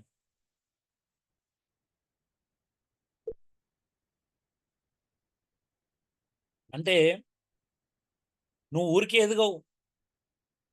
4 గోడల మధ్యలో కూర్చొని ప్రార్థనలు చేసుకుంటా అంటే ఎదగవు. సమాజంలోకెళ్ళాలి. ప్రజల్ని చూడాలి. ప్రజల సమస్యలు వింటున్న కొద్దీ నీకు తెలుస్తది. దేవుడు ఎందుకు ఊరికేనే పంపించాడు. అవునా అండి? నీ దగ్గర ఏదైనా జవాబు ఉంటదనే నీ దగ్గరికి పంపిస్తాడు. అవునా అండి? అవునన్నా అవును. కొంతమంది వాళ్ళ దగ్గర ఏం లేకపోయినా ప్రార్థన అవసరాలు మమ్మల్ని సంప్రదించండి అని నెంబర్లు ఇచ్చుకొని వాళ్ళు మరి టూ మచ్‌గా ఉన్నారనుకోండి. అంటే ప్రార్థన అవసరాలే కాదు. మీకేమైనా సమస్యలుంటే మమ్మల్ని సంప్రదించండి అని చెప్పుకునే వాళ్ళు కూడా ఉన్నారు. వాళ్ళని వాళ్ళు ప్రమోట్ చేసుకునే వాళ్ళు. మేమెప్పుడు అలా చెప్పుకోలేదు. కానీ దేవుడు అలాంటి వ్యక్తులను ఎంతమందిని అనుమతించాడంటే జీవితంలో తట్టుకోలేనంత మందిని. పారిపోతారండి. ఒక్క వ్యక్తిని భరించాలంటే చాలా కష్టం. అలాంటి వ్యక్తులను భరించాలంటే. అలాంటిది నెలల తరబడి ఇంట్లో పెట్టుకున్నామండి మేము. సంవత్సరాల తరబడి పెట్టుకున్నాం. ఒక్కరోజు కూడా భరించలేదు నిజంగా చెప్తున్నాను. అంతే అంటే ఉంటది కొంతమంది నాలాగా మీ జీవితంలో కూడా అలా జరుగుతూ ఉండవచ్చు. కొంతమంది విశ్వాసులు మీకు అలా అనుమతించబడుతూ ఉండొచ్చు. అందుకే I asked for wisdom and God gave me problems to solve. నేను జ్ఞానాన్ని అడిగితే, బుద్ధిని అడిగితే దేవుడు సమస్యలను ఇచ్చాడు వాటిని పరిష్కరించడానికి. ఎలా పరిష్కరిస్తావు? మూడోది I asked for prosperity and God gave me brain and bran to work. ప్రభువా నాకు దీవించు, నాకు కొంచెం నన్ను ఆశీర్వదించు అని అంటే దేవుడు ఏమన్నాడు? బుద్ధినిచ్చాడంట. బుద్ధిని తెలివినిచ్చాడు కష్టపడి పని చేసుకోమని. అవునా? ఏమిచ్చాడండి మనకి? బుద్ధి జ్ఞానములు. బుద్ధి జ్ఞానము బుద్ధి జ్ఞానములు కష్టపడేటువంటి గుణం ఇచ్చాడు. కష్టపడాలా? అవునా? Yes. దీవించాలంటే కష్టపడాలా? కష్టపడకూడదా? కష్టపడాలయ్యా. దేవుడు దీవించాలంటే కష్టపడాలా? లేకపోతే కష్టపడకపోయినా దీవిస్తాడా? కష్టపడాలి, శ్రద్ధ పెట్టాలి. బైబిల్ ఏమని చెప్తుందండి? కష్టపడితే దానికి ప్రతిఫలం ఉంటుందని చెప్పిండు. కానీ ఈ ప్రాస్పాడి బోధకులు చెప్పినట్టు మీరు విశ్వసిస్తే మీ పర్సులో డబ్బులు వస్తాయి, మీ ఇంట్లో బీరువాలో డబ్బులు వస్తాయి, మీ హ్యాండ్ బ్యాగ్లో డబ్బులు వస్తాయి. అవునా? ఇలా చెప్పారు ఎప్పుడైనా దేవుడు? అంత దేవుని వాక్యం. చెప్పలేదన్నా వీళ్ళ మనసులో చెప్తుర్రు అంతా. ఎంత దారుణమైన విషయం. కష్టపడమని. ఇప్పుడు నాకు దీవెన కావాలనుకుంటే దేవుడు కష్టపడమంటాడు. అవునా అండి? అవునన్నా సామర్థ్యాన్ని కలగజేస్తాడు దేవుడు. దేవుడు సామర్థ్యం ఇస్తాడు, బుద్ధిని సామర్థ్యాన్ని ఇస్తాడు పని చేయడానికి. అవునా? Yes. అవునన్నా అవును. ప్రభా నాకు ఎక్కువ కష్టపడాలి, నేను ఇతరులకు సహాయం చేయాలనుకున్నప్పుడు నువ్వు ఎక్కువ కష్టపడు, సంపాదించు. దానికి కావాల్సిన బుద్ధిని సామర్థ్యాన్ని ఇస్తాడు దేవుడు. ఎంత దారుణం అండి ప్రాస్పాడి బోధకులు. అడిగింది ఇస్తాడు. ఇక దేవుడు కష్టపడకుండా పోషిస్తాడు అంటే నిజంగా దేవుడు సోమరిపోతులు పరలోక రాజ్యానికి అనర్హులని బైబిల్ చెప్తుంది. అవునండి? అవునన్నా అవును. సోమరులేనను అవును. మరి వీళ్ళు సోమరిపోతులు ఎట్లా చేస్తుర్రు? ఏం పని చేయకు, నువ్వు విశ్వసించు, ఇంట్లోకి వస్తుంది. బీరువాలోకి వస్తాయి, పర్సులోకి వస్తాయి, బ్యాగులలో డబ్బులు వస్తాయి అని చెప్పి ఎంత జనాలని మోసం చేస్తున్నారు. హైదరాబాద్లో టెంపుల్ అయినా, రాజమండ్రి అయినా, అగ్ని అయినా, వీళ్ళందరూ ఇలాంటి బోధలు చేయడం నేను విన్నాను. మాకు కూడా చెప్పారు వాళ్ళ మా సంఘమస్తులు వచ్చి, మా సంఘానికి రండి, మీరు కష్టాల్లో ఉన్నారు కదా, మీ బీరువాలకు డబ్బులు వస్తాయని అంటారు. అరే ఎంత బ్యాంక్ దారుణమైన అకౌంట్ విషయం డబ్బులు అండి. పడతాయి అన్న, బ్యాంక్ అకౌంట్ అకౌంట్లో డబ్బులు డబ్బులు పడతాయి. వస్తాయంట, బీరువాలకు డబ్బులు వస్తాయంట. అంటే దేవుడు ఎవరైనా దొంగతనం చేసుకొచ్చి పెడుతున్నాడా? అసలు అర్థం కాదు. ఇప్పుడు కష్టం వస్తే ఒకరినొకటి ఆదుకోండి, నిన్ను వల్ల నీ పొరుగు అని ప్రేమించమని చెప్పినటువంటి దేవుడు ఆజ్ఞని మీరి ఆయన ఎందుకు అలా డబ్బులు పెడతాడండి? ఇంత అబద్ధం అన్న, జనాలు మోసం. కష్టం వస్తే మనం కదండి ఒకరినొకరు ఆదుకోవాల్సింది, అవునా అండి? అవునన్న, దేవుని ప్రేమను కనపరచాలన్నాడు. ఆ ప్రేమతో దేవుని సాయం ప్రేమను చేయాలి. పంచుకోవాలా, కష్టపడాలి. దేవుని ప్రేమను కష్టపడేవాళ్ళు కష్టపడతారు, కష్టపడే అవకాశం లేని వాళ్ళు దేవుని ప్రేమను పంచుకోవాలి. ఇప్పుడు మనము మొదటి యోహాను 3:16-17 ఒకటి లోక సంబంధమైన జీవనోపాధి ఉన్నాడు, జీవనోపాధి లేనివానికి సహాయం చేయమంటున్నాడు, అవునండి? అవునన్న, అవును. జీవనోపాధి లేనివానికి సహాయం చేయమన్నాడు, జీవనోపాధి లేనివానికి నేను దేవుడు దీవిస్తానని చెప్పాడా? సహాయం చేయమన్నాడు. ఆనాటికి సహోదరులు దిగంబరులై అన్నవస్త్రం లేక ఉన్నప్పుడు వాళ్ళకి కావాల్సిన వాటిని ఏమన్నాడా? మీరు ఏమి ఇవ్వాల్సిన అవసరం లేదు, నేనే దీవిస్తానని చెప్పాడా? ఇమ్మన్నాడు అన్న, అన్న వస్త్రాలు ఇవి ఇమ్మన్నాడు. దేవుడు ఎవరి ద్వారా దీవిస్తాడండి? ప్రజలను అవసరంలో ఉన్న వారిని, మనలాంటి వాళ్ళ ద్వారానే కదా. అవును, ఒకరి ద్వారా ఒకరికి. అవును. మరి యెరూషలేములో కరువు వస్తే దేవుడు ఎందుకు కుమ్మరించలేదు డబ్బులు? సంఘాలు ఎందుకు సహాయం చేసినాయండి? మాసిదోనియ లాంటి సంఘాలకు దేవుడు కృపణిస్తే వాళ్ళు నిరుపేదలైన వాళ్ళ దాతృత్వం బహుగా విస్తరించి వాళ్ళకి అనుగ్రహింపజేశాడంట, అవునా? అవునయ్య, అవును. అవునన్న, అవును. మరి వీళ్ళని ఎందుకు ప్రేరేపించాడండి? వీళ్ళకి ఎందుకు ఆ కృపణ ఇచ్చాడు? సహాయం చేసే కృపను వీళ్ళకి ఎందుకు ప్రేరేపించాడు? ఇంకొక భయంకరమైన విషయం ఏంటి తెలుసా అండి? ఈ ప్రాస్పర్డ్ బోధకులందరూ మరి వీళ్ళని దేవుడు, మా దేవుడు, మేము ప్రార్థన చేసుకుంటే దేవుడు మా బీరోలో డబ్బులు పెట్టిరని ఎందుకు చెప్పరండి? మాకు హ్యూమన్ ఎందుకు అడుగుతున్నారు మరి సిగ్గు లేకుండా? అవునా? ఆ బోధ అవునన్న, లాజిక్ ఎవరు అడుగుతారు మరి? అడిగేవాళ్ళు కావాలి, ఎవరు వాస్తవం. ఆ లాజిక్ అడిగారు, మనకు లాజిక్ పనిచేయదు అక్కడ. మరి మమ్మల్ని ఎందుకు అడుగుతున్నారో బాబు? నీకు కూడా దేవుడు ప్రార్థన చేసుకుంటే బీరో నింపడా? నువ్వు ఇంకా పెద్దోని, మాకంటే గొప్పనివి, 24 గంటలు దేవునితో గడుపుతున్నావు, నువ్వు ప్రార్థన చేస్తే తొందరగా దేవుడు బీరోలు నింపుతాడు, మమ్మల్ని ఎందుకు అడుగుతున్నావు అని అడగట్లేదు మరి వీళ్ళెవరు. అడిగేవాళ్ళు. దశంబాగా లాగేదో లాగుతున్నారు, అవునా? బెదిరించుకుంటే లాక్కుంటున్నారు. వీళ్ళు లాక్కుంటారంటే వీళ్ళకేమో ప్రార్థన చేస్తే వాళ్ళకు బీరువాల లాక్కుంటే డబ్బులు వస్తాయంట. ఎంత సిగ్గుచేటు కలిగించే విషయం అండి ఇవన్నీ.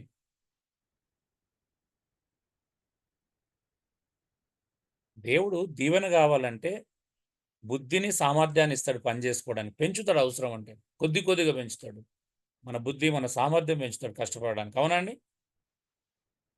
అవునయ్య, అవును. ఆలోచించండి brothers and sisters. I asked for courage and God give me troubled people to help. దేవుని నేను ధైర్య సాహసాలు అడిగాను. దేవుడు నాకు సమస్యల్లో ఉన్నటువంటి ప్రజలను అనుమతించాడు నా జీవితంలో. రకరకాల సమస్యలు, సైకలాజికల్ సమస్యలు, ఫిజికల్ సమస్యలు, రకరకాల సమస్యలతో ఇప్పటికి కూడా అంటే ఎంత భయంకరమైన ప్రజలను అనుమతిస్తున్నాడు అంటే, మరి కరేజ్ ఎప్పుడు వస్తుంది? ధైర్య సాహసాలు ఎప్పుడు పడతావు? సమస్యలో ఉన్న వాళ్ళని దేవుడు అనుమతించినప్పుడు, దేవుడా నేను నిజంగా చెప్తున్నాను అంటే ధైర్యం దేవుడే ఇస్తాడండి, కరేజ్. ఒక ఎగ్జాంపుల్ చెప్తున్నాను, తప్పుగా తీసుకోవద్దు అని. నేను సౌండ్ సిస్టమ్ ఒక టైంలో మా పాస్టర్ గారు సౌండ్ సిస్టమ్ ఇంజనీర్గా, అంటే సౌండ్ ఇంజనీర్గా పనిచేస్తున్నప్పుడు నేను ఒక సెమినార్, అంటే ఒక దగ్గర మీటింగ్ పెట్టడానికి వెళ్ళాము. అక్కడ ఒక మణిపూరుడు తప్పిపోయి వచ్చాడు, ఎవ్వరు వదలలేదు. అక్కడ స్టేజ్ మీద ఉన్న వాళ్ళు ఆయన పిలుచుకొని మేము చూసుకుంటాం అన్నారు. 3 రోజుల మీటింగ్లు ఆయన పట్టించుకోవాలా. రాత్రి నేనే తీసుకెళ్ళి హోటల్ తినబెట్టాడు, నాతో ఉంచుకున్నాను. 4 రోజుల మీటింగ్ అయిపోయింది, సమాన్ చదువుకున్నాం, మా వెహికల్ బయలుదేరుతుంది. బిక్కుమంటూ ఒక్కడే రాత్రి 1ంటికి 2 అవుతుంది. అందరూ వదిలేసి వెళ్ళిపోయారు అతన్ని. బిక్కుమంటూ ఆ స్టేజ్ మీద కూర్చున్నాడు. చలికాలం అసలే, జనవరి. ఏం చేయాలో అర్థం కాలే. అంటే ధైర్యం ఎంత వచ్చింది అంటే, నేను అసలు ముఖం తెలియడు, ఇక రా అని సైగ చేసి కూర్చొని ఇంటికి తెచ్చుకున్నానండి అర్ధరాత్రి. కొన్ని నెలలు, సంవత్సరాలు పెట్టుకున్నాం. నిజం చెప్తున్నాను అంటే దేవుడు ఆ ధైర్య సాహసాలు ఊరికేనే అంటే ఎట్లిస్తాడో కూడా తెలియదు అసలు. అంటే ప్రార్థన చేసినప్పుడే, ప్రభా నేను ధైర్య సాహసాలు ప్రదర్శించాలి అని. ఒకసారి మా ఫ్రెండ్ వాళ్ళ హాస్పిటల్కి వెళ్ళినప్పుడు నేను రెగ్యులర్‌గా వెళ్తాను. మా ఫ్రెండ్ హాస్పిటల్‌లో ఆర్ఎంపీ అని చాలా ఫేమసు. అక్కడ చాలా ఎప్పుడు గుంపు గుంపు ఉంటారండి. నేనెళ్ళినా వెయిట్ చేయాల్సొస్తది మా ఫ్రెండ్‌తో మాట్లాడడానికి. ఆడికెళ్ళగానే మా ఫ్రెండు మీ వోడొచ్చిండు అని మీ వోడే అని చెప్పేసి ఒక వ్యక్తి నాకు చూపిస్తున్నాడు. అర్థమైంది మీ వోడంటే క్రైస్తవుడని. బిలీవర్ అని అర్థమై ఆహ్, అన్నతో మాట్లాడంగానే ఆ పిల్లోడు నా దగ్గరికొచ్చి అన్న ప్రాబ్లమ్ చెప్పుకుంటూ మాట్లాడాడు. ఏం మాట్లాడాడు? తనదేదో వాళ్ళ భార్య పట్ట గొలుసులు, వెండి గొలుసులు తీసుకొనొచ్చి, "అన్న కుదవబెట్టి నాకు కొన్ని డబ్బులు ఇప్పించవా? నేను రూమ్ రెంట్ కట్టలేకపోతున్నా. ఇట్లా ప్రాబ్లమ్స్ ఉన్నాయి. కొత్తగా పెళ్ళయిందన్న. మేము లవ్ మ్యారేజ్ చేసుకున్నాం. Inter caste marriage. మా తల్లిదండ్రులు మమ్మల్ని పారిపోయి వచ్చినాం మేము ఇట్లా. హైదరాబాద్‌కెళ్ళిన తర్వాత ప్రభువుని నమ్ముకున్నామన్న. ఇప్పుడు మళ్ళీ మన సిటీకొచ్చినాము. ఇక్కడ హాస్పిటల్‌లో జాయిన్ అవుతున్నా పని చేసుకోవడానికి" అని చెప్తే, నాకేం చేయాలో అర్థమైతలేదు. అలాంటి పనులు తెలవదు నాకు. అలా కుదువలో పెట్టుకోవడం, డబ్బులు ఇప్పించడం అలాంటి పనులు మనకు అసలు ఆ పరిచయాలు అలాంటి సిస్టమే తెలవదు. వెంటనే "నువ్వెక్కడికైనా రావడానికి ఇప్పుడు ఇమ్మీడియేట్‌గా రూమ్ షిఫ్ట్ చేయడానికి సిద్ధంగా ఉన్నావా?" అని అడిగాను. "సిద్ధమే" అన్నాను. కౌన్సెలింగ్ మరి మీ వైఫ్ ఫోన్ చేసి అడిగా అన్నాను. "సరే" అన్నాడు. మా బాబాయ్ దగ్గరికెళ్ళాను. బాబాయ్ ఒక అరగంట, గంట కోసం నీ వెహికల్ ఇవ్వా అని తన వెహికల్ తీసుకున్నాను. 3 వీలర్ ఆటో. తీసుకొని వీళ్ళ ఏరియాకెళ్ళాను. వీళ్ళు ఎక్కడ ఏరియాలో ఉంటారో ఆ ఇళ్ళకి ఆ సామానంతా సర్దుకొని అందులో ఏసుకొని ఇంటికొచ్చాను. మా మమ్మీ, డ్యాడీ వాళ్ళు షాక్. పక్కనే మా బిల్డింగ్‌లో ఆహ్, ఇల్లు కడుతున్నప్పుడు ఆహ్, మెటీరియల్ కోసం ఒక రూమ్ ఏసుకుంటారు గదండీ! రేకుల రూము. ఐడియా ఉంది గదా మీకు? సో, అలాంటి ఒక రూమ్ ఉంది. అది మంచిగుంటది రూమ్ అంటే అన్నీ దాన్ని ప్లాస్టింగ్ జేసి లోపల మంచి ఫ్యాన్, కరెంట్ పెట్టి మంచిగుంది. సో, తీసుకొచ్చి ఆ రూమ్‌లో పెట్టాను. నా దగ్గర రూపాయి లేదు. సో, అందులో పెట్టేశాను. మా ఓనర్ దగ్గర అటు ఇటు మాట్లాడి హ్మ్. మా రూమ్ ముందే ఉంటదన్నట్టు అదిగ. మా ఇంటి ముందే ఉంటుంది. అంటే దేవుడు కరేజెస్ ఎప్పుడిస్తాడు అనంటే మనము నిజంగా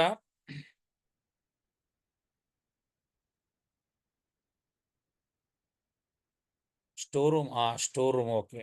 హ్మ్. ఆ! చూడండి అంటే కరేజ్ గావాలి. నాకు ధైర్య సాహసాలు గావాలి ప్రభు అనంటే జీవితంలో దేవుడు ట్రబుల్డ్ పీపుల్‌ని జీవితంలో అనుమతిస్తాడు. హ్మ్. మరి వాళ్ళని ఎదుర్కోవాలి గదండీ! వాళ్ళను ఆశ్రయం ఇవ్వడం, వాళ్ళని పెట్టుకోవడం అనేది చాలా ఛాలెంజ్‌తో కూడుకున్న విషయంగా ఉంటుంది. I asked favours and God gave me opportunities. నేను ఫేవర్స్ అడిగితే దేవుడు అవకాశాలిచ్చాడు. ఆపర్చునిటీస్ కల్పించాడు. సో, అద్భుతమైన విషయం ఏంటి తెలుసా? నాకు లాస్ట్ వర్డ్ చాలా చాలా అద్భుతమైన విషయం 2 మాటలు చూడండి. I received nothing I wanted. నేను అడిగింది దేవుడు ఏది నాకు ఇవ్వలేదని. నేను అడిగింది ఏది ఇవ్వలేదు డైరెక్ట్‌గా. I received everything I needed. కానీ నాకు అవసరం ఉన్న ప్రతిదీ నేను దేవుని దగ్గర నుండి పొందుకున్నాను. నేను అడిగింది నాకు దేవుడు ఇవ్వలేదు. కానీ నాకు కావాల్సింది ప్రతిది దేవుడు ఇచ్చాడు. ఆమేన్. ఆమేన్. అర్థమవుతుందా అండి? ఆమేన్. అర్థమవుతుందయ్యా. ఒక 1, 2 ఇయర్స్ నుంచెల్లి ప్రభా నేను ఆర్థికంగా ఇతరులకు కూడా సహాయం చేయాలా, ఆ స్థాయిలోకి తీసుకురా అని ప్రభువుని అడిగాను.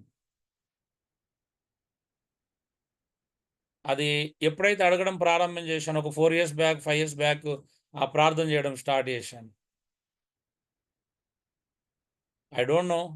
అంటే నిజంగా తెలియదు గానీ, అభికి సమస్య రావడం ద్వారా, అభి ద్వారా దీవించడము, అభి కోసం ఫండ్ వచ్చేది. దాని ద్వారా ఇతరులకి నిజంగానే సహాయం చేసే అవకాశం దొరికింది. కొన్నిసార్లు దేవుడు ఎందుకు, ఎలా చేస్తాడో తెలియదు. కానీ దానికి వెల కూడా చెల్లించాల్సినటువంటి పరిస్థితి కూడా ఉంటుంది కొన్నిసార్లు. హల్లెలూయా. So, dear brothers and sisters, ప్రార్థనలు చాలా పవర్‌ఫుల్‌గా ఉంటాయి. వాటి జవాబులు కూడా కొన్నిసార్లు మనం తట్టుకోలేం. అనిపించింది ప్రభా నేను ఇతరులకు దీవెనకరంగా ఉండాలంటే మా బాబుకి ఒక పెద్ద సమస్య పెట్టి దాని ద్వారా నువ్వు దీవిస్తావు అనుకోలేదు. దాని ద్వారా నన్ను ఇతరులకు దీవెనకరంగా చేస్తావు అనుకోలేదని. ఎలా ఉంటదో తెలుసా అండి? అందుకే మనం ప్రార్థన చేస్తే చాలా జవాబులు పొందుకోవాలంటే ధైర్యం కావాలండి ప్రార్థన చేయాలంటే. అవునా? దావీదు అదుల్లామ గుహలో ఉన్నప్పుడు కూడా తనతో ఉన్నవారందరూ విరోధంగా రాళ్ళు రువ్వాలని సమాధానం దానిలో లేని కూడా వాడు యెహోవాను బట్టి ధైర్యం తెచ్చుకున్నాడు. డియర్ బ్రదర్స్, నిజంగా ఆలోచించండి మీరు. నిజమే, అది ఎంత అద్భుతమైన సన్నివేశం చూడండి. ప్రార్థన చేయాలంటే గట్స్ కావాలండి. ఎందుకంటే తెలుసా? దాని జవాబు వెంటనే ఇస్తే మనం తట్టుకోలేం. అవునా అండి? అవునవును. చాలా మంది ఎందుకు ప్రార్థనను నిజంగా యథార్థమైన ప్రార్థనలు ఎందుకు చేయాలంటే వాటిని రిసీవ్ చేసుకోవాలంటే కూడా ధైర్యం కావాలా. ప్రభా నన్ను వాడుకోలేకపోతే నాకు ఇది కావాలనంటే అది నువ్వు వాళ్ళు చేయాలి అంటే ఎంత దేవుడు ఒక అవకాశం ఇస్తాడు. నువ్వు నిజంగా అడిగిపోతే ఏమైపోతావండి అలాగే? మన శక్తి సరిపోదు, మన బలం సరిపోదు, మనకున్న వాక్య జ్ఞానం సరిపోదు. అవునా అండి? హలో! అవునయ్యా. అవునన్నా. ఇప్పుడు మీరు ఓపిక కావాలని ప్రార్థన చేయండి ఒకసారి ఇప్పుడే ఇమ్మీడియట్‌గా. మీకు చికాకు తెప్పించే ఎన్ని శోధనలు వస్తాయో తెలుసా ఇమ్మీడియట్‌గా మీకు? మీకు అవును. కోపం తెప్పించే అవునన్నా. సంఘటనలు ఎన్ని ఎదురవుతాయో తెలుసా పరీక్షలు మీకు? అవునన్నా. అవును. హెల్ప్ కోసం. ఎందుకంటే నేను అలా చేశాను కాబట్టి చెప్తున్నానండి. అంటే కోపం జయించాలని ప్రతిసారి దేవుడు కోపగించుకునే ఒక సంఘటన ఎదురయ్యేది. యెస్. హల్లెలూయా. సహనం అనుభవ జ్ఞానం. కావాలని ప్రార్థన చేయండి. నేను పరిశుద్ధంగా జ్ఞానం. ఉండాలని ప్రార్థన చేయండి. ఇప్పుడే ఇమ్మీడియట్‌గా మీకు ఒక శోధన ఎదురైతది చూడండి. అనుభవంలోంచి జ్ఞానం తెప్పియాలని చూస్తాడన్న దేవుడు. మరి ఊరికేనే నేర్పించలేం కదా ఇతరులకి. అవునా? అవును. ఊరికేనే నేర్పించగలుగుతామా అండి చెప్పండి మీరే?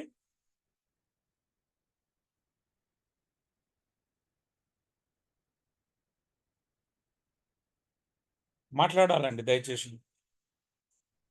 నాకు కరెంట్ పోయింది. కట్ అయ్యి మళ్ళీ జాయిన్ అవుతాను.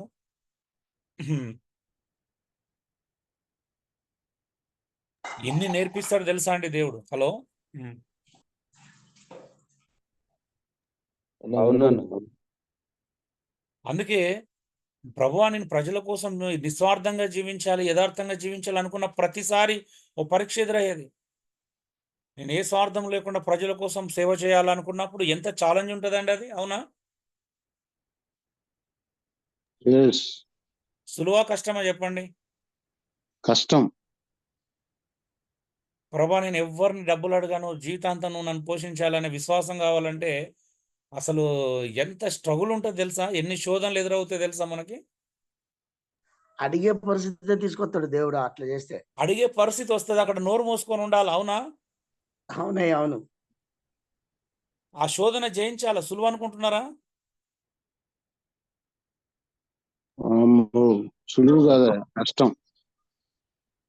ఎన్ని సార్లండి ఎంత ఫైనాన్షియల్‌గా క్రిటికల్‌గా ఉంటే సండే కాన్కర్ బాక్స్ పెట్టకుండా అలాగా నిలదొక్కుకోవడం అంటే అది అసలు ఎలా ఉండేది తెలుసా? మళ్ళీ అందులోకెళ్ళి ప్రభా ఇస్తలేరని ప్రజల మీద వ్యతిరేకత రాకూడదని మళ్ళీ ప్రార్థన చేసుకోవడం. ప్రజల్ని ప్రేమిస్తూనే ఉండాలి లైఫ్ టైమ్ అంతా వాళ్ళు ఇచ్చినా ఇవ్వకపోయినా. మళ్ళీ ఇస్తేనే ఓ పరిస్థితి రాకూడదు. ఇవ్వకపోతే వాళ్ళ మీద నెగెటివ్ ఆలోచన రాకూడదని మళ్ళా దాన్ని జయించడానికి ప్రార్థన. మళ్ళీ దానికి మళ్ళొక పరీక్షలుంటాయి. అవునా? అవునయ్యా. అవునయ్య. అవును. I receive nothing I wanted. I received everything I needed అండి. నేను అడిగింది దేవుడు ఏది ఇవ్వలేదు. నా కోరిక నేను అడిగింది దేవుడు ఏది ఇవ్వలేదు. కానీ నా ప్రతి అవసరత తీర్చబడింది. ఆమేన్. ఆమేన్. ఆమేన్. ఆమేన్.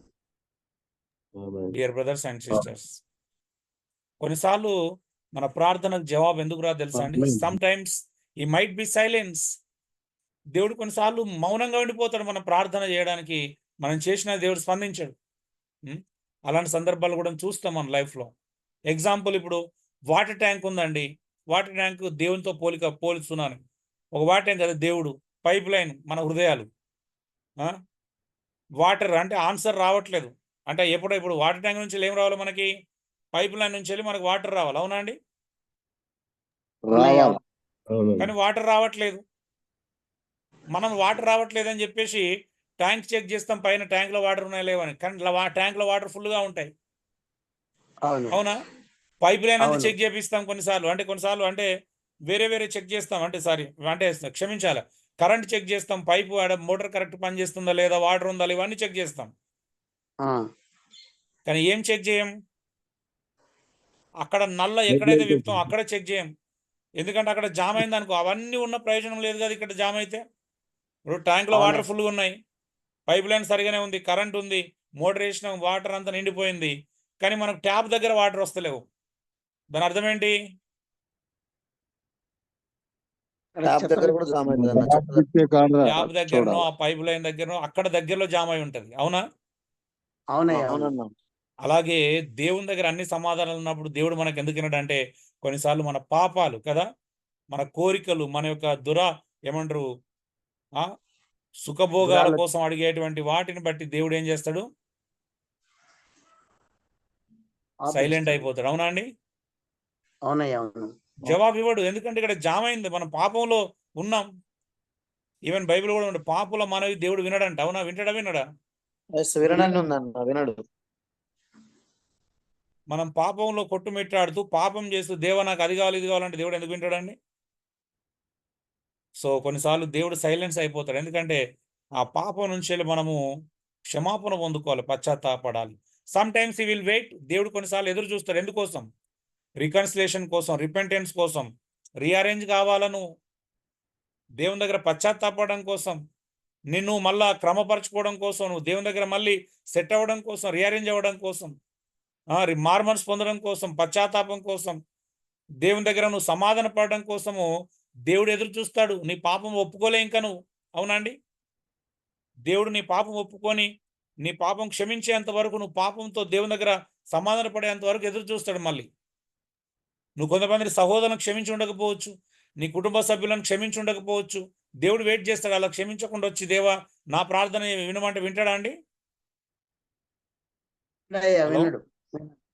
వినడండి. పరలోక ప్రార్థనలో నేర్చుకున్నాం.